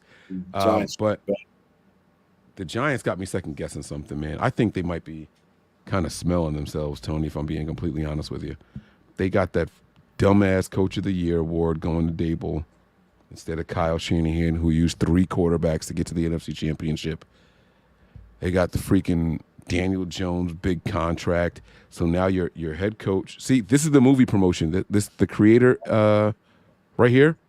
Mm-hmm. This is the promotion that they were recording at SoFi. Because the little holes in the side of the head of the AI guys is the same shit that they had for the robots in the stands at SoFi Stadium. So that's what this was a promotion for. What it has to do with SoFi Stadium, I don't know, but that's what they were doing. But yeah, do you think the Giants are kind of smelling themselves? Like, you got Daniel Jones goes out there and gets this big offseason contract. You got the Coach of the Year. They go out and get Darren Waller. Saquon has a career year, and all of a sudden it's like, yeah, we're here. We're those guys. We made the playoffs. We upset one of the top teams, and you think that they feel like they've arrived before actually arriving? I'm starting to get that sense. I mean, the media, especially the local media, built that team up for such a successful offseason. Yeah. I don't know, man. I think they need to take a step back, come back down to earth, and reassess and go forward. Because, listen, 40-0 on your home turf on a night game, on a game that you literally had all offseason to prepare for. Exactly. Now, let me be clear. Division games are always fucking weird, and I don't think that's the final version of the Giants that we're going to see. I think that the 2 defensive touchdowns or one special teams, 1 defensive touchdown, I think that kind of, rattles some people, and that's not the version of the Giants we're going to see, but it's how much can they rebound. So we'll see. Yeah. We'll see. All right, let's keep it rolling, man. Team captain Brock Purdy. I rewound it just a little bit, so let's see what he's saying. Obviously being able to run the ball, set some things up in the pass game, and hit BA at the end. But in terms of like the momentum in a hostile environment, it was huge for us. So it's good. Did the 4th down decision go for it on 4th down surprise you all, or take us through that play and what you saw? No, it was exactly how we drew it up, get George on a motion, and then have him go into the flat, trying to get the defense to think we're just going to hand the ball off. We needed 1 yard, but hit George on the flat, make him get a couple more yards for us, and he did exactly that. So it was exactly how we had called it and planned it. So. In retrospect, what did that play mean to just keep that drive alive and go eventually? Yeah, that was huge. It was huge. Obviously, you don't want to have the defense get a great stop, get great field position, and then just give the ball back. So to be able to be aggressive and then have Kyle call that play was perfect. Keep our momentum going, and then we scored off it. So it was huge. Can you recall your emotions from what it felt like watching that touchdown pass? The very first one? Yeah, it was. I mean, I was, just excited that we put that drive together. Everything was sort of clicking. Defense did their thing. We put a drive together, and to cap it off like that, to start the season off, I was like, yeah, it's going to be good. So. Is there any feeling after that of like it's been a long, crappy road to get back to this point, and now I'm here and I'm back? Did you feel that at all in that moment? I mean, honestly, not really. I think more in camp and stuff, I felt like that. Another like turnover, bro. Right there in that moment, it was like, this is what we're supposed to do. Another turnover by the Bills. Josh Allen just got smacked. And, I'm sorry, Purdy. No disrespect, bro. Did you see that, Tony? Yeah, I just did. And now a fucking fight is breaking out. Oh, my God. With who? Look, are you the teams? The teams are out there going. No, the camera panned away. I couldn't see who was. Bro, this defense for the fucking Jets. Wow. Whoo.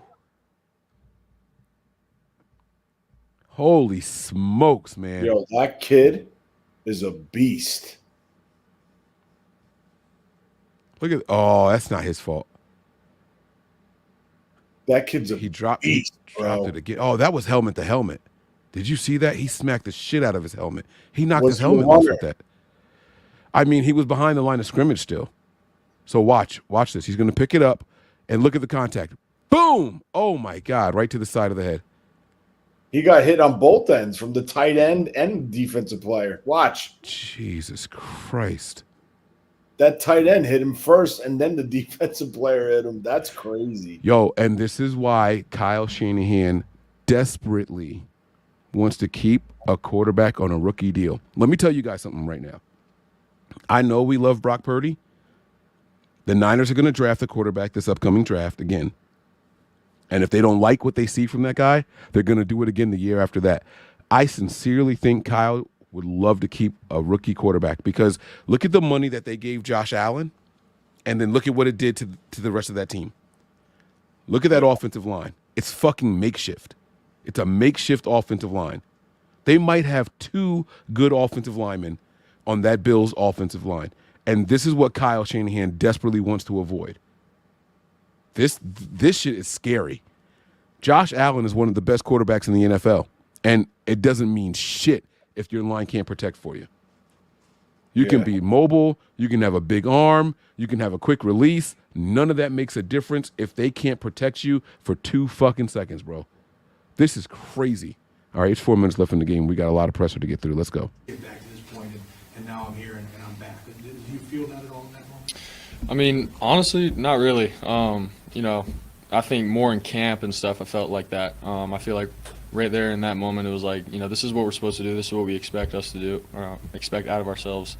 And, you know, once I hit that touchdown, I wasn't thinking, you know, surgery or anything like that. It was, man, we're here to win. You know, this is it. This is how we're going to play. And that's where I was at mentally. So. Were you aware at that moment that it was Patrick Peterson in the coverage on the touchdown? Honestly, at first, no. I wasn't thinking about any of that.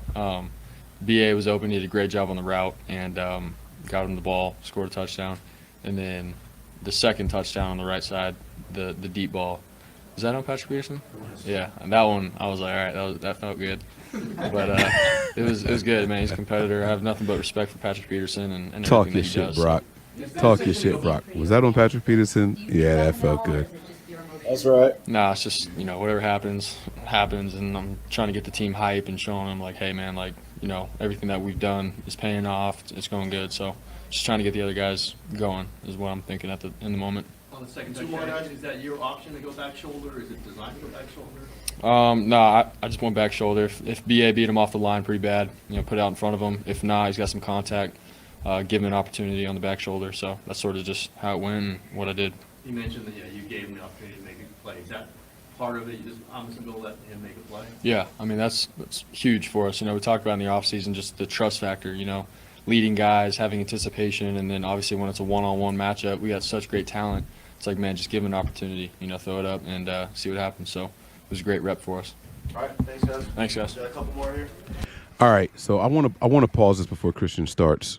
There's so many here, JOV 49ers, right? And the first question that he asked was, where'd he go here? Can we say that Brandon Ayuk is Terrell Owens 2.0? Tony, what are your thoughts on that question? Before I even put what I answered him, I did type an answer to him, but what are your thoughts on that? Is Brandon Ayuk Terrell Owens 2.0? Clearly, we're answering this on the field, I guess. Absolutely. I don't think so. All right. So I'm gonna show you what my response was. I said, I think it's a little too early for that, but we will see. It takes a solid career for that to happen. You can have one good season. That doesn't make you Terrell Owens. T.O.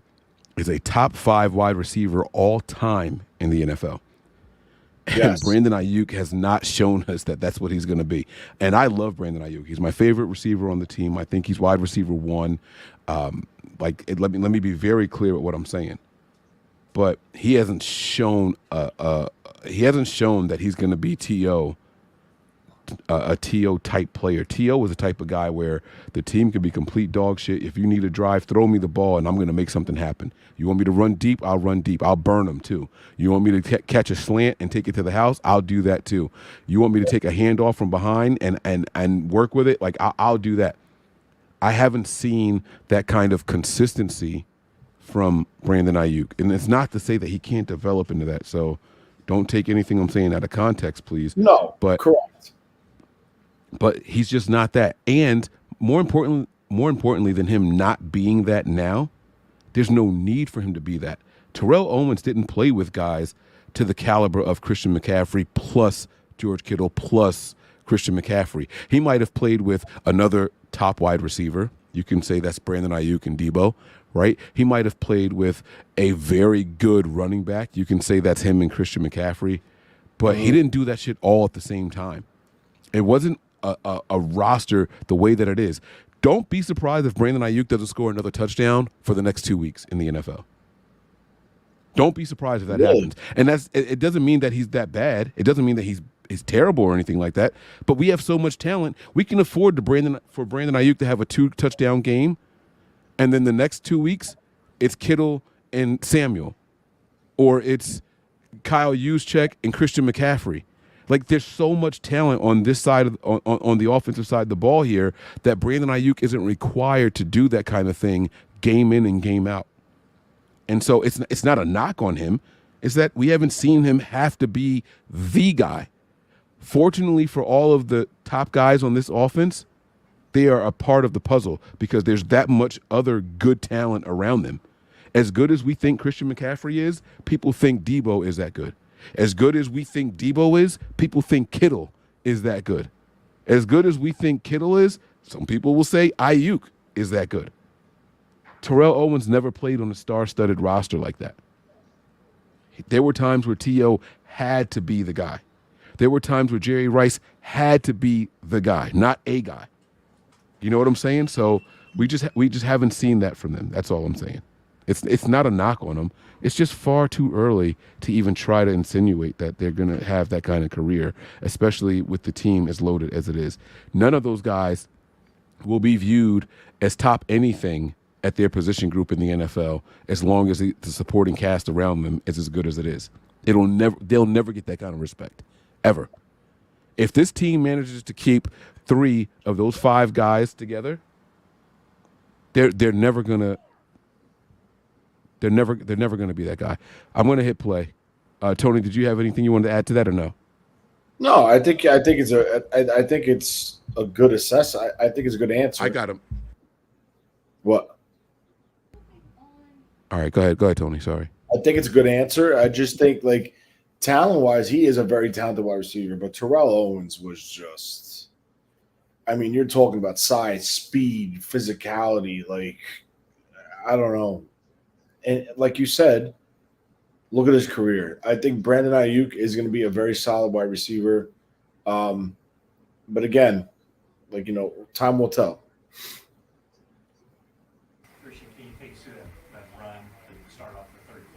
Come on, Jets. It's like a damn. Why is it was awesome blocking those guys up front. The whole run game, it's an 11-man job, and they made great blocks. I got a little spin in there, got sprung, and then, man, I think it was Ayuk and Ray downfield.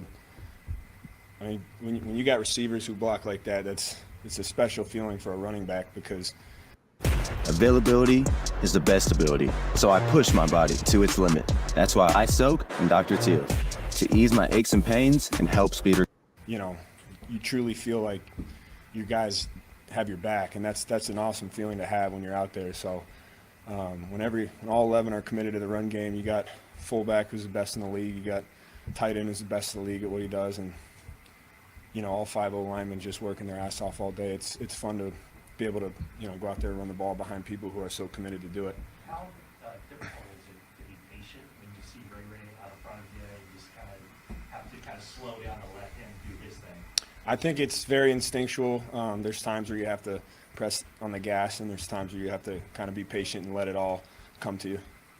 You talked a lot about the benefit of having spent a offseason in this offense. Did you feel that out there today? I mean, your total is high as it's ever been for this team. Is that a product of memory or? Yeah, I think there's still, you know, I don't want to say anything before I watch the tape. The tape will always tell you how you did. Obviously, statistically, it was a good game, but I think there's still some feel-it-out plays that, you know, when you go through camp and you see different looks throughout camp, and then now you go into, you know, a live bullet game, you're not 100% sure how another defense is going to play you. And so there were a few times we're just feeling it out a little bit. I felt like, you know, once again, we'll watch the tape, but could have maybe done a couple other things. But that all comes with time, and I think it's important that we keep just growing, you know, each game and getting better each game, and I'm sure that'll be a point of emphasis. Was there a sense in halftime leading up to the big touchdown run that you guys might be able to bust a bigger one based on the looks that you had seen up there? You know, I think everybody in the locker room is committed to, you know, whatever the play call is, and so for us, it was just, we always feel that way, you know, whether it's the first play or the last play. You know, like I said, just the commitment to the run game from a staff all the way down to all 11 guys on the field. We always feel like this next one could be the one. Christian, three-point overreaction. So there'll be a lot of talk about that. I mean, does this maybe offer a window on what type of team this could be this year? I think each play has a life of its own. Each game has a life of its own. Today we won. Next week there's a challenge. This is the NFL. It doesn't work like that. I wish it did. That'd be awesome. But, you know, for us, it's just about getting better, watching the tape, capitalizing on your strengths and fixing the weaknesses and fixing all the things that we need to get changed and go from there. But each week has a new life. And so for us, it's, like I said, just back to the drawing board. That's good. Thanks. Appreciate it, guys. Was there any indication of how good this team could be this year? I want to pause this. I don't do this often, but I'm going to do something. I'm going to respond to some comments really quick. That I don't know if I should do this. I don't know if I should do this. I'm trying to talk myself out of it.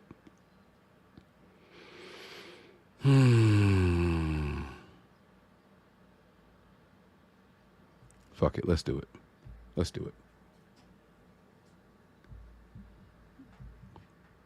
So, JOV 49ers asked a question about Brandon Ayuk being Terrell Owens 2.0.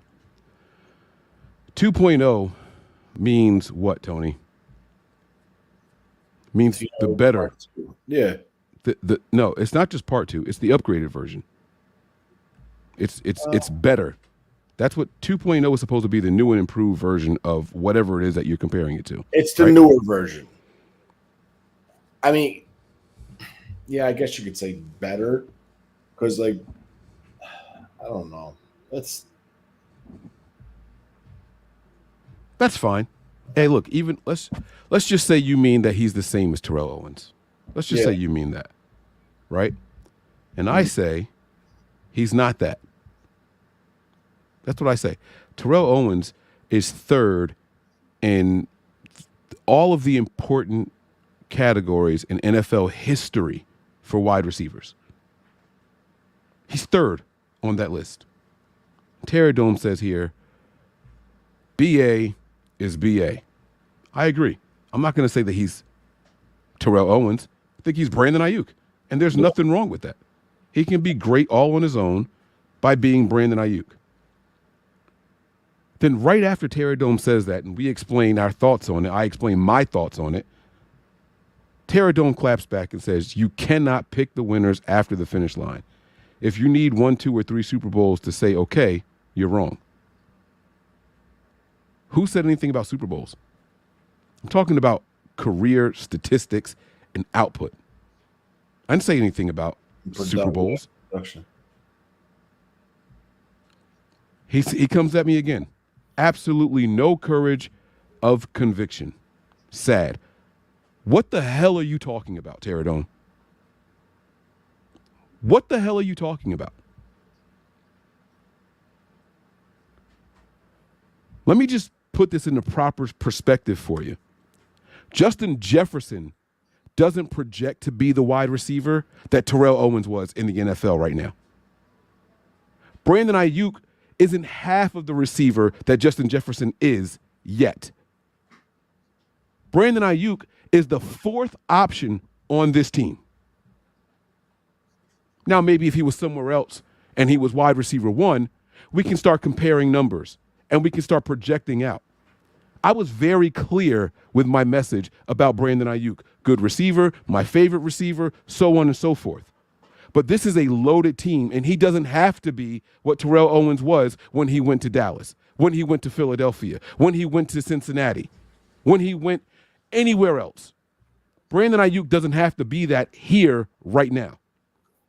So what the hell are you talking about? If you want to sit here and try to challenge me and call me out on stuff, come with more than just, oh, you scared to say some shit. You scared to say, I'm not scared to say anything. When I'm wrong, I'm wrong. When I'm right, I'm right. When I don't know, I have no problem saying I don't know either. I am very clear with my message. Did I say Brandon Ayuk isn't a good wide receiver? Did I say he wasn't a good route runner? Did I say his hands were questionable? I said, no, he's very good. But on this team, with the way we are currently built, he will never amount to what Terrell Owens was. It's not because he can't, it's because he doesn't have to. I provide context with the shit that I say. I'm very clear with my message when I speak. Now, if you want to grasp for straws and try to promote your show and shit like that, guys, check him out tomorrow at 10 a.m. I'm sure he'll have something to say. Make sure you check him out, guys. I'll give you your moment. Make sure you guys check him out. Revisionist history, he says. Easy to wait and see. It's not about waiting and seeing.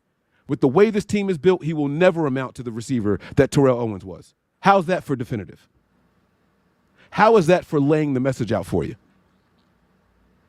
Terrell Owens was wide receiver 1, weapon 1 for 7 straight years of his career. Brandon Ayuk has never been weapon 2 on the 49ers. Last year, he wasn't weapon 3. Don't take my word for it. Read his own tweet.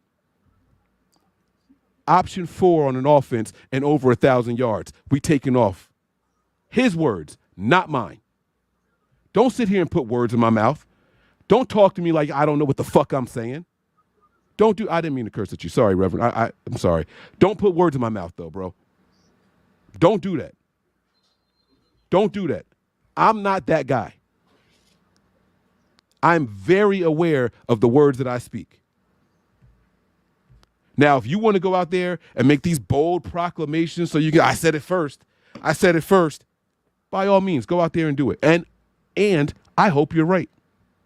I hope Brandon Ayuk surpasses Terrell Owens, and I hope he does it all right here with the 49ers.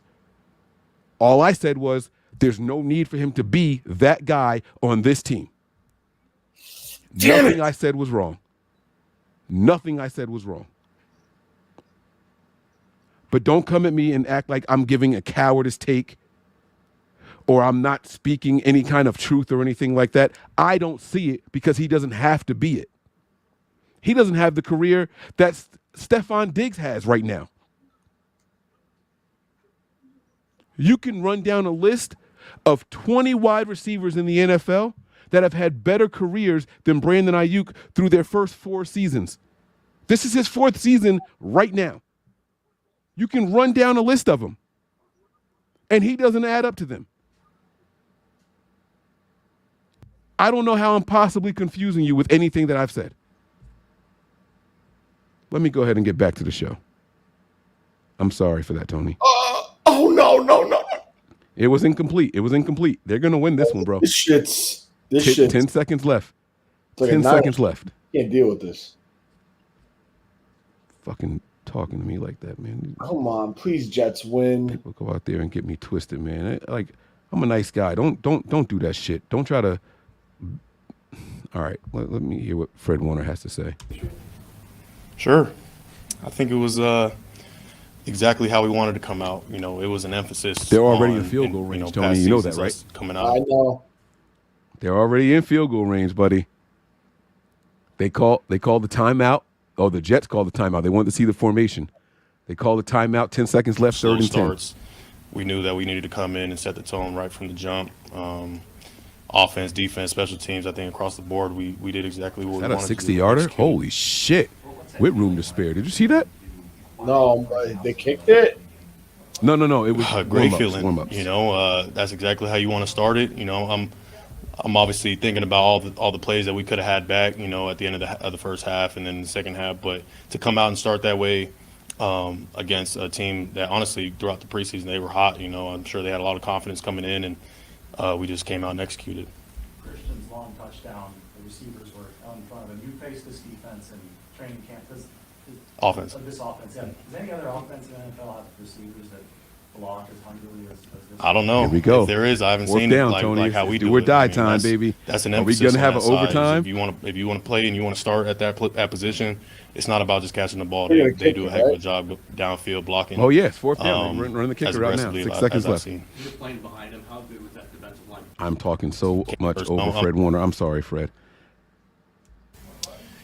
Great feeling. You know, that's exactly how you want to start it. You know, I'm obviously thinking about all the plays that we could have had back. You know, at the end of the first half and then the second half. But to come out and start that way against a team that honestly throughout the preseason they were hot. You know, I'm sure they had a lot of confidence coming in, and we just came out and executed. Christian's long touchdown. Oh, it bounced it off the upright. We're going to overtime. Offense. This offense, yeah. Does any other offense in the NFL have receivers that block as hungrily as this? It bounced in off the uprights, Tony. Come on. It bounced in off the upright, the left upright. He pulled that shit. Look. Boing. Oh, my God. And it went through. This team has no luck, bro. No, the Jets are going to win this. The Jets have no luck, bro. I'm sorry. The Jets are going to win this, bro. I think. Oh wait, let me speak definitively. The Jets are going to win. Hear me roar. Now when I'm wrong, y'all can tell me, you know, oh, Mike's stupid. He don't know what he's talking about. I can't believe this. It literally All right. fuck it up, right? All right. Let me get back to Fred Warner. I'm gonna shut up. Let's listen. We only got two more. We got Fred Warner and then Nick Bosa afterwards. Here we go. Come in and set the tone right from the jump. Offense, defense, special teams. I think across the board, we did exactly what we wanted to do and executed. Well, what's that feeling like if you're able to do 5 3-and-outs in a row opening game? Great feeling. You know, that's exactly how you want to start it. You know, I'm obviously thinking about all the plays that we could have had back. You know, at the end of the first half and then the second half. But to come out and start that way against a team that honestly throughout the preseason they were hot. You know, I'm sure they had a lot of confidence coming in, and we just came out and executed. Christian's long touchdown, the receivers were out in front of him. You faced this defense in training camp. Offense. This offense, yeah. Does any other offense in the NFL have receivers that block as hungrily as this? I don't know. If there is, I haven't seen it like how we do it. I mean, that's an emphasis on that side. Is if you want to play and you want to start at that position, it's not about just catching the ball. They do a heck of a job downfield blocking as aggressively as I've seen. You're playing behind him. How good was that defensive line playing, especially early on? Amazing. And I knew that was going to be the case. You know, I don't know if we'd had all those guys healthy out there all camp. You know, obviously we had Bosa come back late, and having everybody healthy out there, you saw what the result was. What were your impressions of Nick just coming back here on short notice like this? I don't know. I'll have to watch. He didn't have a sack, so he's a little upset about that. But oh my gosh, you kidding me? But just having him out there was a huge boost to not only our defense but the team. What's the biggest change you've seen in Drake since he did crack up the sack? You know, my coach Johnny Holland always says, the harder you work, the luckier you get. And you know, that's to say that we don't believe in luck. I believe in hard work and you know, reaping what you sow. And I think that he's worked his tail off all off season. And for him to come out and have a game like that is such a big confidence boost to himself. And we're going to need it all season. You know, we need everybody to play a big role on this defense. And I was so happy for him today. Last one. Absolutely. Anytime he's out there on that field, he's one of the best defensive players in the NFL. So they got to account for him every single play. All right. Thanks, guys. Thanks, guys. Nick's right here. How'd you feel out there on just a couple of days' notice here? It felt good. Body held up good. I played pretty much the exact amount of snaps we were hoping for. And the 3 and outs kind of helped me not go too hard early. But the body felt great. That was the number one thing. And a win's always nice. Do you hear Steph talking now? I think so, yeah. I mean, you want to win a game. It's not a message, it's not a statement, but to do it the way you did it here to open the season, do you feel like there was a little message sent to the rest of you? Yeah, I mean, to do that for Steve, his first time out here, to set the tone with however many 3 and outs we had, and I think it's just a great thing to propel us forward. At all reminiscent of that opener in Tampa in 2019 when you had that nice line and kind of set the tone for the rest of that season? Yeah, I didn't think about that, but you'd love to get a good start. We had 5 sacks today as a D-line, so Chris was definitely happy. Drake broke out, which we were expecting. So What is that bump on his lip? we just have so many players, and it's fun to watch Ayuk do his thing, and Purdy shut some haters up. So it's nice to be on a really good team. Yeah, there you go, Nick. Spring, how much in Hargrave to get that interior push again. Do you feel that immediately, like in that first quarter, when you guys are telling me how different it is? Yeah, I mean, we would watch him with Philly, and I think between him and Chris Jones and obviously Aaron Donald, it's pretty close on who affects games as much from the inside. And to add him with Jesus. Eric, it's going to help us on the edge a lot. Oh, Jesus. What? Did you hear that? No, what? Nick Bosa just compared Hargrave to Aaron Donald and Chris Jones. Did you hear that? No, say it again. I'm like focused in on this game. They right just now. kicked off. It's okay. There's nothing to focus on. It's a kickoff. They're going to fair catch it. Listen, Go listen, ahead. all right?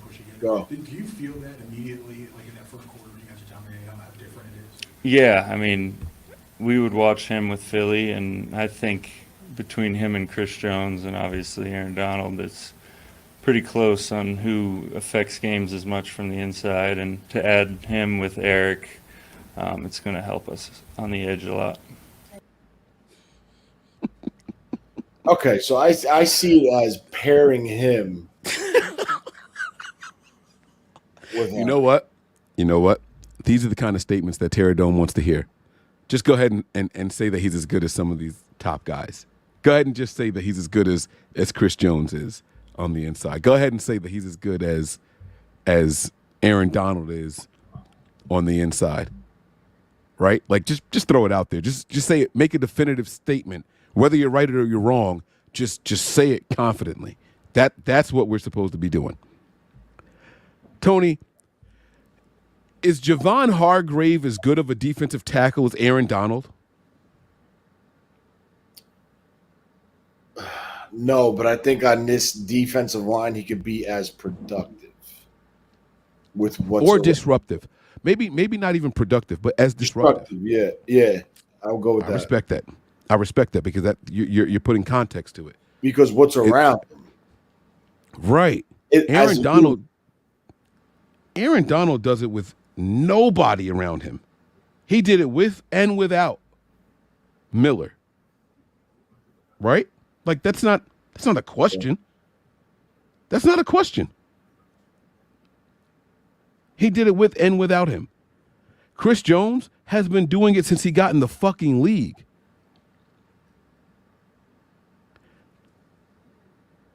No, that's true. Javon Hargrave had one really good season, and it was last year. And I'm not just talking about sacks. I'm talking about tackles for loss, plays behind the line of scrimmage, disrupting the pocket, crashing the guards and the centers. He had one really, really good year.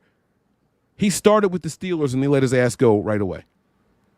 He went to Philly, and it's not a coincidence that on his last year, he goes off on a stacked line, and they say, okay, you can go ahead too. We can make another you. Yes! I'm sorry. Like that? You like that 3 and out, huh? You that 3 and out, huh? I'm sorry.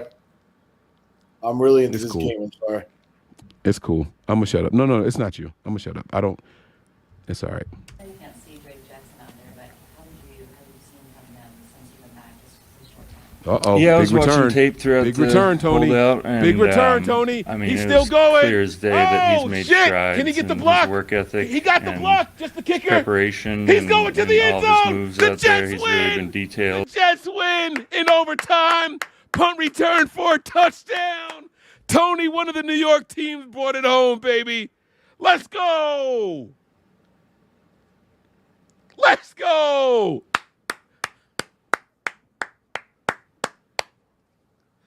Shout out to the New York Football Jets. Let's go, man. Huh? That is phenomenal. I love upsets. This only became an upset once Aaron Rodgers went down. It only became an upset when Aaron Rodgers went down. Wow. Holy shit. No flags on the field anywhere. Good job to the New York Jets. We're going to finish this presser and we're going home, man. There's like a minute left. Put on some weight, and he's still moving like he moves, so it's going to be dangerous. You say 30. Sean, go home. Are you specifically talking about one thing or just a general consensus on? I think whenever a guy comes back from an injury and people kind of give him, they don't expect him to make another leap in the second year. I'm just happy for him. He's exactly who we thought he was. Do you have that same sense when you came back from your injury? Yeah, you definitely need to prove people wrong and show that you're the same player. And I'm just happy he got an amazing recovery. I think it was quicker than anybody expected. So he was able to get reps throughout the offseason, and he's definitely a good leader for us. All right. Thanks, guys. Thank you. Say Travis back. Wait, did they say he stepped out? He did not fucking step out. Don't play with me. He No, was nowhere near the sideline. No. He's nowhere near the sideline. No, I know. I saw it on that one view. The one view, like they did it quick. No, he was nowhere near. What was that guy? Nowhere near. Yeah, nowhere near. All right, man. Tony, man. Listen, man, we heard from a couple team captains. Breaking shit over here. It's all right. My remote fell and the back of it fell off. Great win for Robert Saleh and his team, man. I'm so proud of the Jets, man. Way to battle through. Way to show some confidence and not fold. Too many times I've watched games led by Robert Saleh's defense where the offense just didn't come through for them. And despite the phenomenal efforts put forward, by the defense, they eventually ran out of gas. They held tight just long enough. And, they say when you let teams hang around, it's when they really come up to bite you in the ass at the end. The Jets did just that. I mean, the ball don't lie. With all the turnovers that the Buffalo Bills had, and with that ball even bouncing off the upright, you kind of felt like, come on, guys, like that's lucky. They don't deserve to win this one. And ball don't lie. When it's all said and done and the dust settles, the better team tonight emerged with the victory. They really, really did. NFL football is back, man, and this is great. This is beautiful. I absolutely love seeing this game, man. Tony, thanks for sticking around with me while we listened to the pressers and all that stuff. This was great. This was absolutely phenomenal. I'm not going to keep you any longer. We went on for over 3 hours. Any final thoughts, Tony? None, man. I'm just really happy with week one. We won. We put them away. We won. It was an impressive win, right? I mean, it wasn't perfect. The issue with McKivitz came up. Stupid penalties came up. Stuff like that. But, I mean, just to see, like, changing the script and how they start, I was really happy with it. I think this team could be special. I do. I think there's a ton of talent on this team, and I think they're just raring to go. There's tons of leaders. There's guys in multiple years in this system that are 100% comfortable and knows what it takes with the responsibilities, where they need to be, what routes they need to run on certain concepts, everything. It's just – I just think it's a good time. I'm happy. And they put. I'm going to say this. They put a good team away this week. They beat a good Pittsburgh team. I'm sorry. And you know what the problem is with that statement, Tony? People are going to say, oh, they haven't won a playoff game since 2017. They're going to say, this is a 500 team that you guys just beat, even though Mike Tomlin's never had a losing season. They're going to say, it's just the Jets and look at their quarterback and blah, blah, blah, blah, blah. Now, I mean, not the Jets, I'm sorry, the Steelers, blah, blah, blah. The truth of the matter is, in order for the Steelers to show us how good they really are, more games have to take place. And then they have to go out and win games for people to say the Niners beat a tough team. You know what I'm saying? It's going to be, in the words of Terror Dome, revisionist history. It's going to be after they win a couple of these games. But I agree with you. I think that team is a lot better than what they look like against a even better team in the 49ers. I think that they have a top 10 defense when it's all said and done. And I actually believe that they'll have a top 13-ish offense when it's all said and done at the end of the year. I think they'll continue to show improve. They're not going to play many defenses like the 49ers. Right now, after week one is all said and done, if I had to rank the top defenses in the NFL, I would put the Cowboys number one just because of how dominant of a performance that was. I would put the Niners number two. I would put the Jets number three, the Saints number four. And there was another defense that I was really impressed with this weekend, but I can't remember. But, you know, that's where we are. They're not the Steelers aren't going to play those upper echelon defenses all year long, and they're going to look a lot better than what happened. But we are where we are. You play the opponent in front of you when you play them. We got the healthy version of the Steelers. They got the healthy version of the 49ers. And we were the better team in week one. Yeah, and they're a well-coached team, man. These guys know their side. They know what to do. Like, they know that this team bought into this program. And bringing it back 2 hours and 58 minutes from prior to now, what I said with IU, the tough love, and now look at him. He's leading McCaffrey down the field, blocking. Like, these guys bought in to this system, bought into Kyle. And, you know, Brock Purdy. Talk your shit. Come on, this is your moment. Nah, let me take the comment off. Hold on. I'm feeling solo screen here. Hold on. Talk your shit, Tony.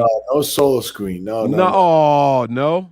All right, fine. No. Fine. I'll take it off of solo.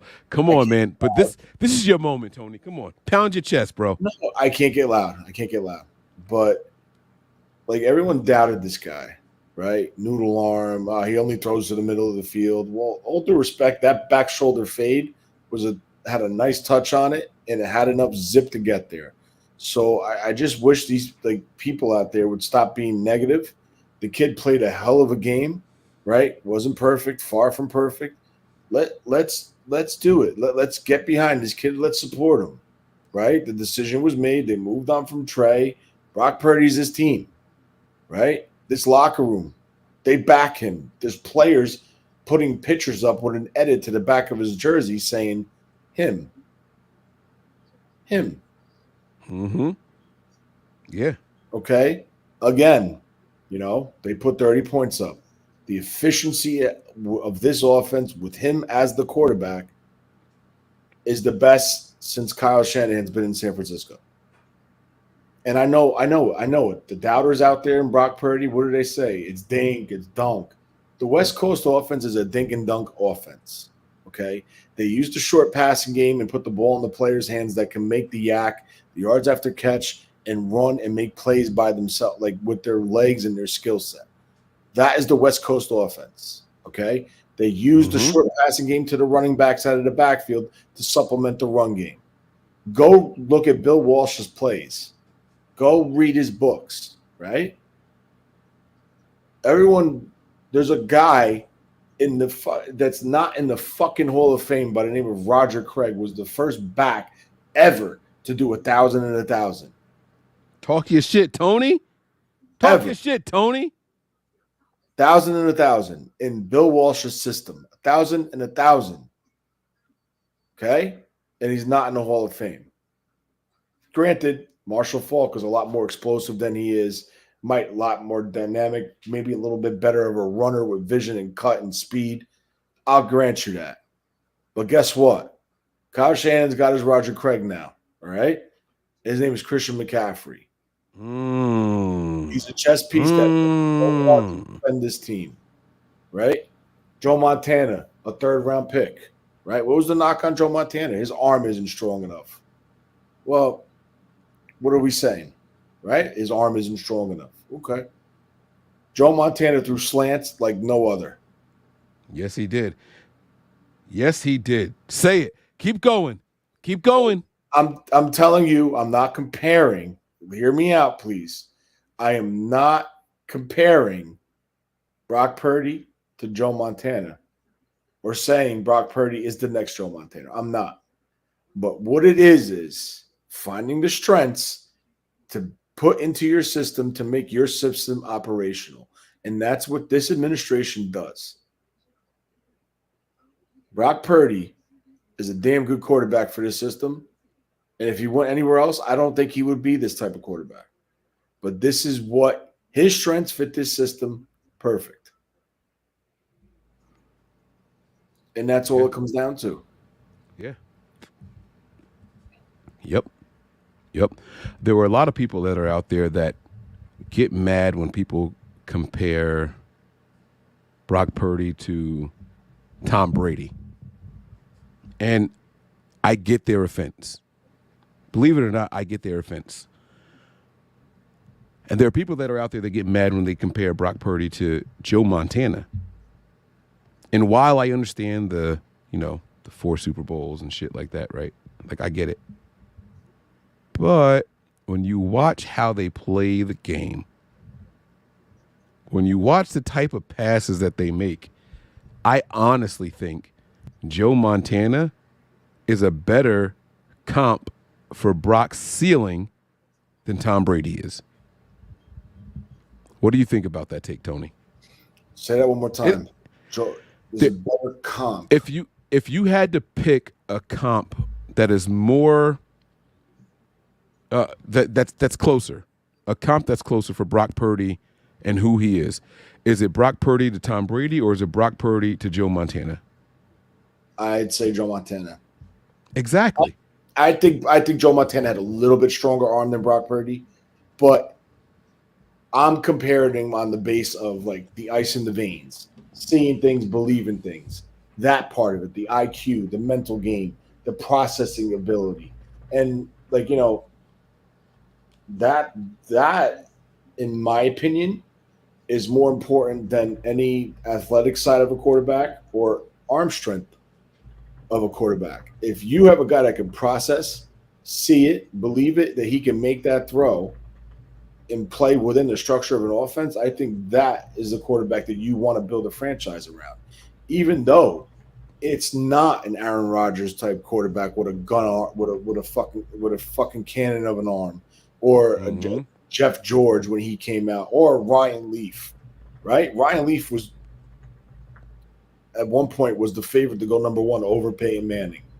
All right, stronger arm, more talented skill set with an arm, but who had the better career?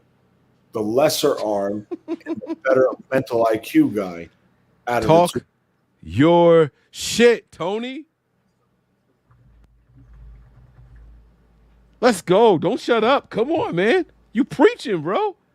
No, I mean that's where I'm at. I mean, it's plain and simple. Again, I am not comparing Brock Purdy to Joe Montana or saying he's the next Joe Montana. No.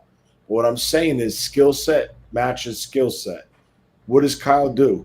He builds a roster with guys who are deadly after a catch. Ayuk, Deebo Samuels, George Kittles, like Christian McCaffrey, 1,000 and 1,000. What did Bill Walsh have? Roger Craig. Kyle goes out and gets McCaffrey, right? They had Bill Walsh had Jerry Rice and John Taylor, right? Both of them were deadly with the ball in their hands. I'm not comparing these players to them players, but what I am comparing is finding the personnel for your system and running that system with the personnel that fits it. The ability to identify Deebo Samuel in the Senior Bowl and saying, yes, I want him in because he's deadly with the ball in his hands, right? Oh, look at Ayuk. Better route runner than Deebo Samuels, has the opportunity to be an all-around wide receiver, can jump up and get the ball, big hands, long arms, traits. Yes, I want that in my system because he can make plays on a slant. He can go up and high pony the ball on a dig. He can run a go route. He can run a comeback, and he can run a post corner. So it's those things, Mike. Like, right? It's so hard. It's so tough to explain. It's just people don't give fucking Kyle Shanahan credit, and it's disgusting. One little thing happened to Kyle Shanahan. Oh, this doesn't happen. Oh, they lost the game, Kyle Shanahan, because of Kyle Shanahan. Shit happens, right? Shit happens. It happens. People get hurt. Brock Purdy got hurt. It happens, dude. It happens. Maybe something happened where the route wasn't there yet. The timing was off on the play. And that's how Brock Purdy got hurt. Right? Timing offense. If it goes out of time, what happens? If it goes out of sync, it struggles. Someone gets hit. You can get hurt. This is football. Not every play. Bro, there were times where Bill Walsh was talking to people. Eddie DeBarro almost fired Bill Walsh 3 times. I think it was more than 3, but I'm with you. I'm with you. Thank God for Carmen policy, right? Yeah, but fuck.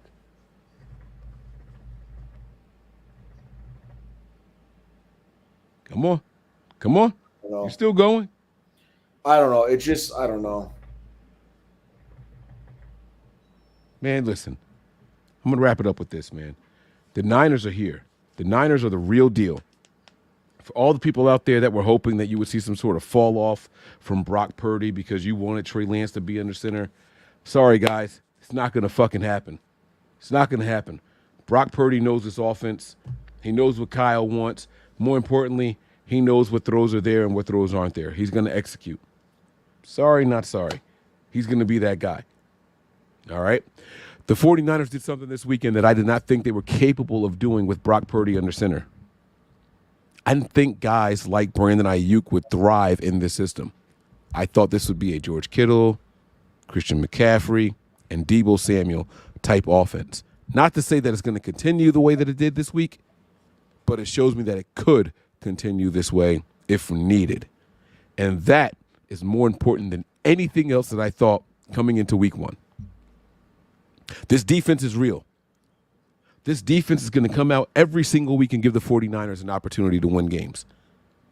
But we are no longer in the era where the 49ers defense has to come out with 9 3-and-outs.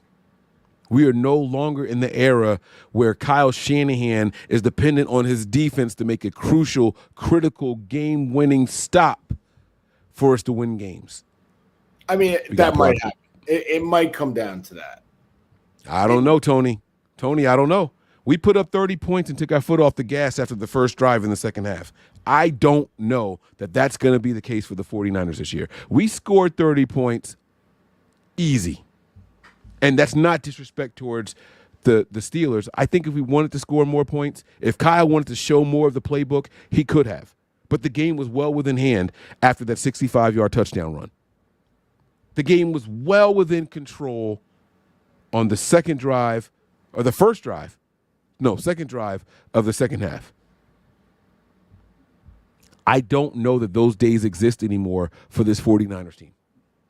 No longer are we saying I'm afraid to call this play because Jimmy Garoppolo might throw the ball to a linebacker. 100%. Those days are gone. 100%. And look how much more Kyle, look how much more relieved Kyle looks. Exactly. Long gone are the days of, yeah, I know we traded up for this guy and he's raw. He's got to work on some things. He doesn't throw the ball when I want him to, but we're here. Those days are over also. Those days are over also. Kyle found a guy. He picked a guy, and he put a pin in that guy. And he said, everybody else can get the fuck out the building. When Kyle knew that Brock Purdy was the guy, not only did he get rid of Trey Lance, he got rid of Jimmy Garoppolo too. He got rid of both of them in the same off season before week 1 started. Yeah. Kyle's got his guy. For now, Kyle's got his guy. Not saying he'll never change his mind. Not saying he won't eventually try to move on. But right now, this moment, Kyle is the most confident he has ever been with any quarterback under center for the San Francisco 49ers. And Kyle gave a lot of praise to Brock Purdy. And during the joint practices, he even said it at the podium. He said, I don't think there's a lot of guys out there that are better than Jimmy Garoppolo. I don't think that there are 12 other quarterbacks in the NFL better than Jimmy Garoppolo. But he also said, we moved on from Jimmy because we felt we had a better answer in the building. I thought it was all talk. I thought it was tongue-in-cheek. But when I watched Kyle at the podium tonight, and I'm saying tonight because that was my first time seeing it, when I watched him at the podium tonight, everything in Kyle said, you haven't seen shit yet. We're just getting started. Wait till you guys see what I'm going to do when I'm trying to put up points. We put up 30 easy. Easy. He laughed about a penalty on a kick attempt. He laughed about it. I've never seen Kyle do that before, guys. I've never once seen Kyle do that before. Kyle hates penalties. He hates them. I didn't hear him talk about those 11 penalties in this game. I didn't hear him talk about it not a single time. Those 11 penalties didn't faze Kyle Shanahan. There's a different level of confidence right now. We were all worried about, is Brock going to bounce back? It didn't matter.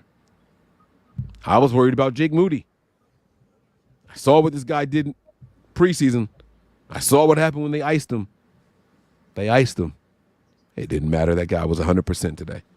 Or yesterday, sorry. He was 100% yesterday. I thought Kyle overused Christian McCaffrey. The crew told me tonight, Mike, it was for a good reason. Hey, we won by 23. I'll take it. I'll fucking take it. I don't know. I'll take it. Option 4 on the San Francisco 49ers was 8 for 8, well over 100 yards, and 2 touchdowns. If your fourth option is putting up those kind of numbers, who the fuck can stop you? No, I know. I got nothing else to say, man. Those are my final thoughts for the night. Tony, you ready to go home, man?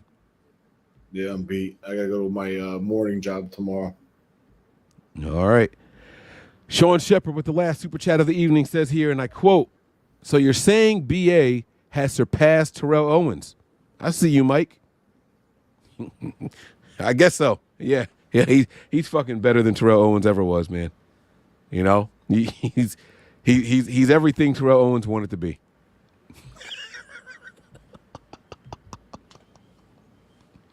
He's everything. Sean's trying to stir the pot, and I'm trying to get off it. I am trying desperately to get off it. Terrell Owens was a fucking freak of nature, bro. Size, speed, route running, toughness. I've never seen a guy break his fucking leg and say, hey, put me in, coach. I've never seen that before. I've never seen it before. But yeah, that's Brandon Ayuk. Easy. 2.0. 2.0. Terrell Owens can't hold his fucking jockstrap. Whatever. I want to go home. I want to go home. Sean, thanks for the last super chat of the evening, man. I appreciate you guys out there. Thank you all for rocking with us. Wayne, I know we're still live on your show. Mose, I know we're still live on your show. I got a little out of character tonight. I apologize. I shouldn't have done it. Blame it on the alcohol. Blame it on the drinks I had over here. That last victory shot that I took from my man J.O.V. I'm sorry, man. My bad, it was Ronnie. Not that far gone. I apologize. I'm going to get out of here, though, guys. Tony, let's go home. Hey, Terradome, man, I apologize for cursing at you, man. Not my intention. That was a passion coming out of me, man. I hope you understand there's no disrespect intended. Just a difference of opinions. Not even opinions. I don't know what your opinion is on the situation. It's a difference on how you analyze my opinion. That's what it was. All right, Tony. Let's get out of here, man. Prepare for glory. Anticipate pain. But always remain faithful. We'll see y'all soon. Peace.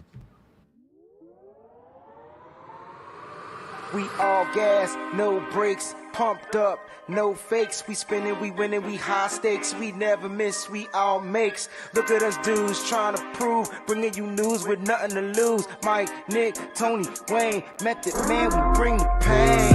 Hey, see, I'ma confess it. We under the pressure.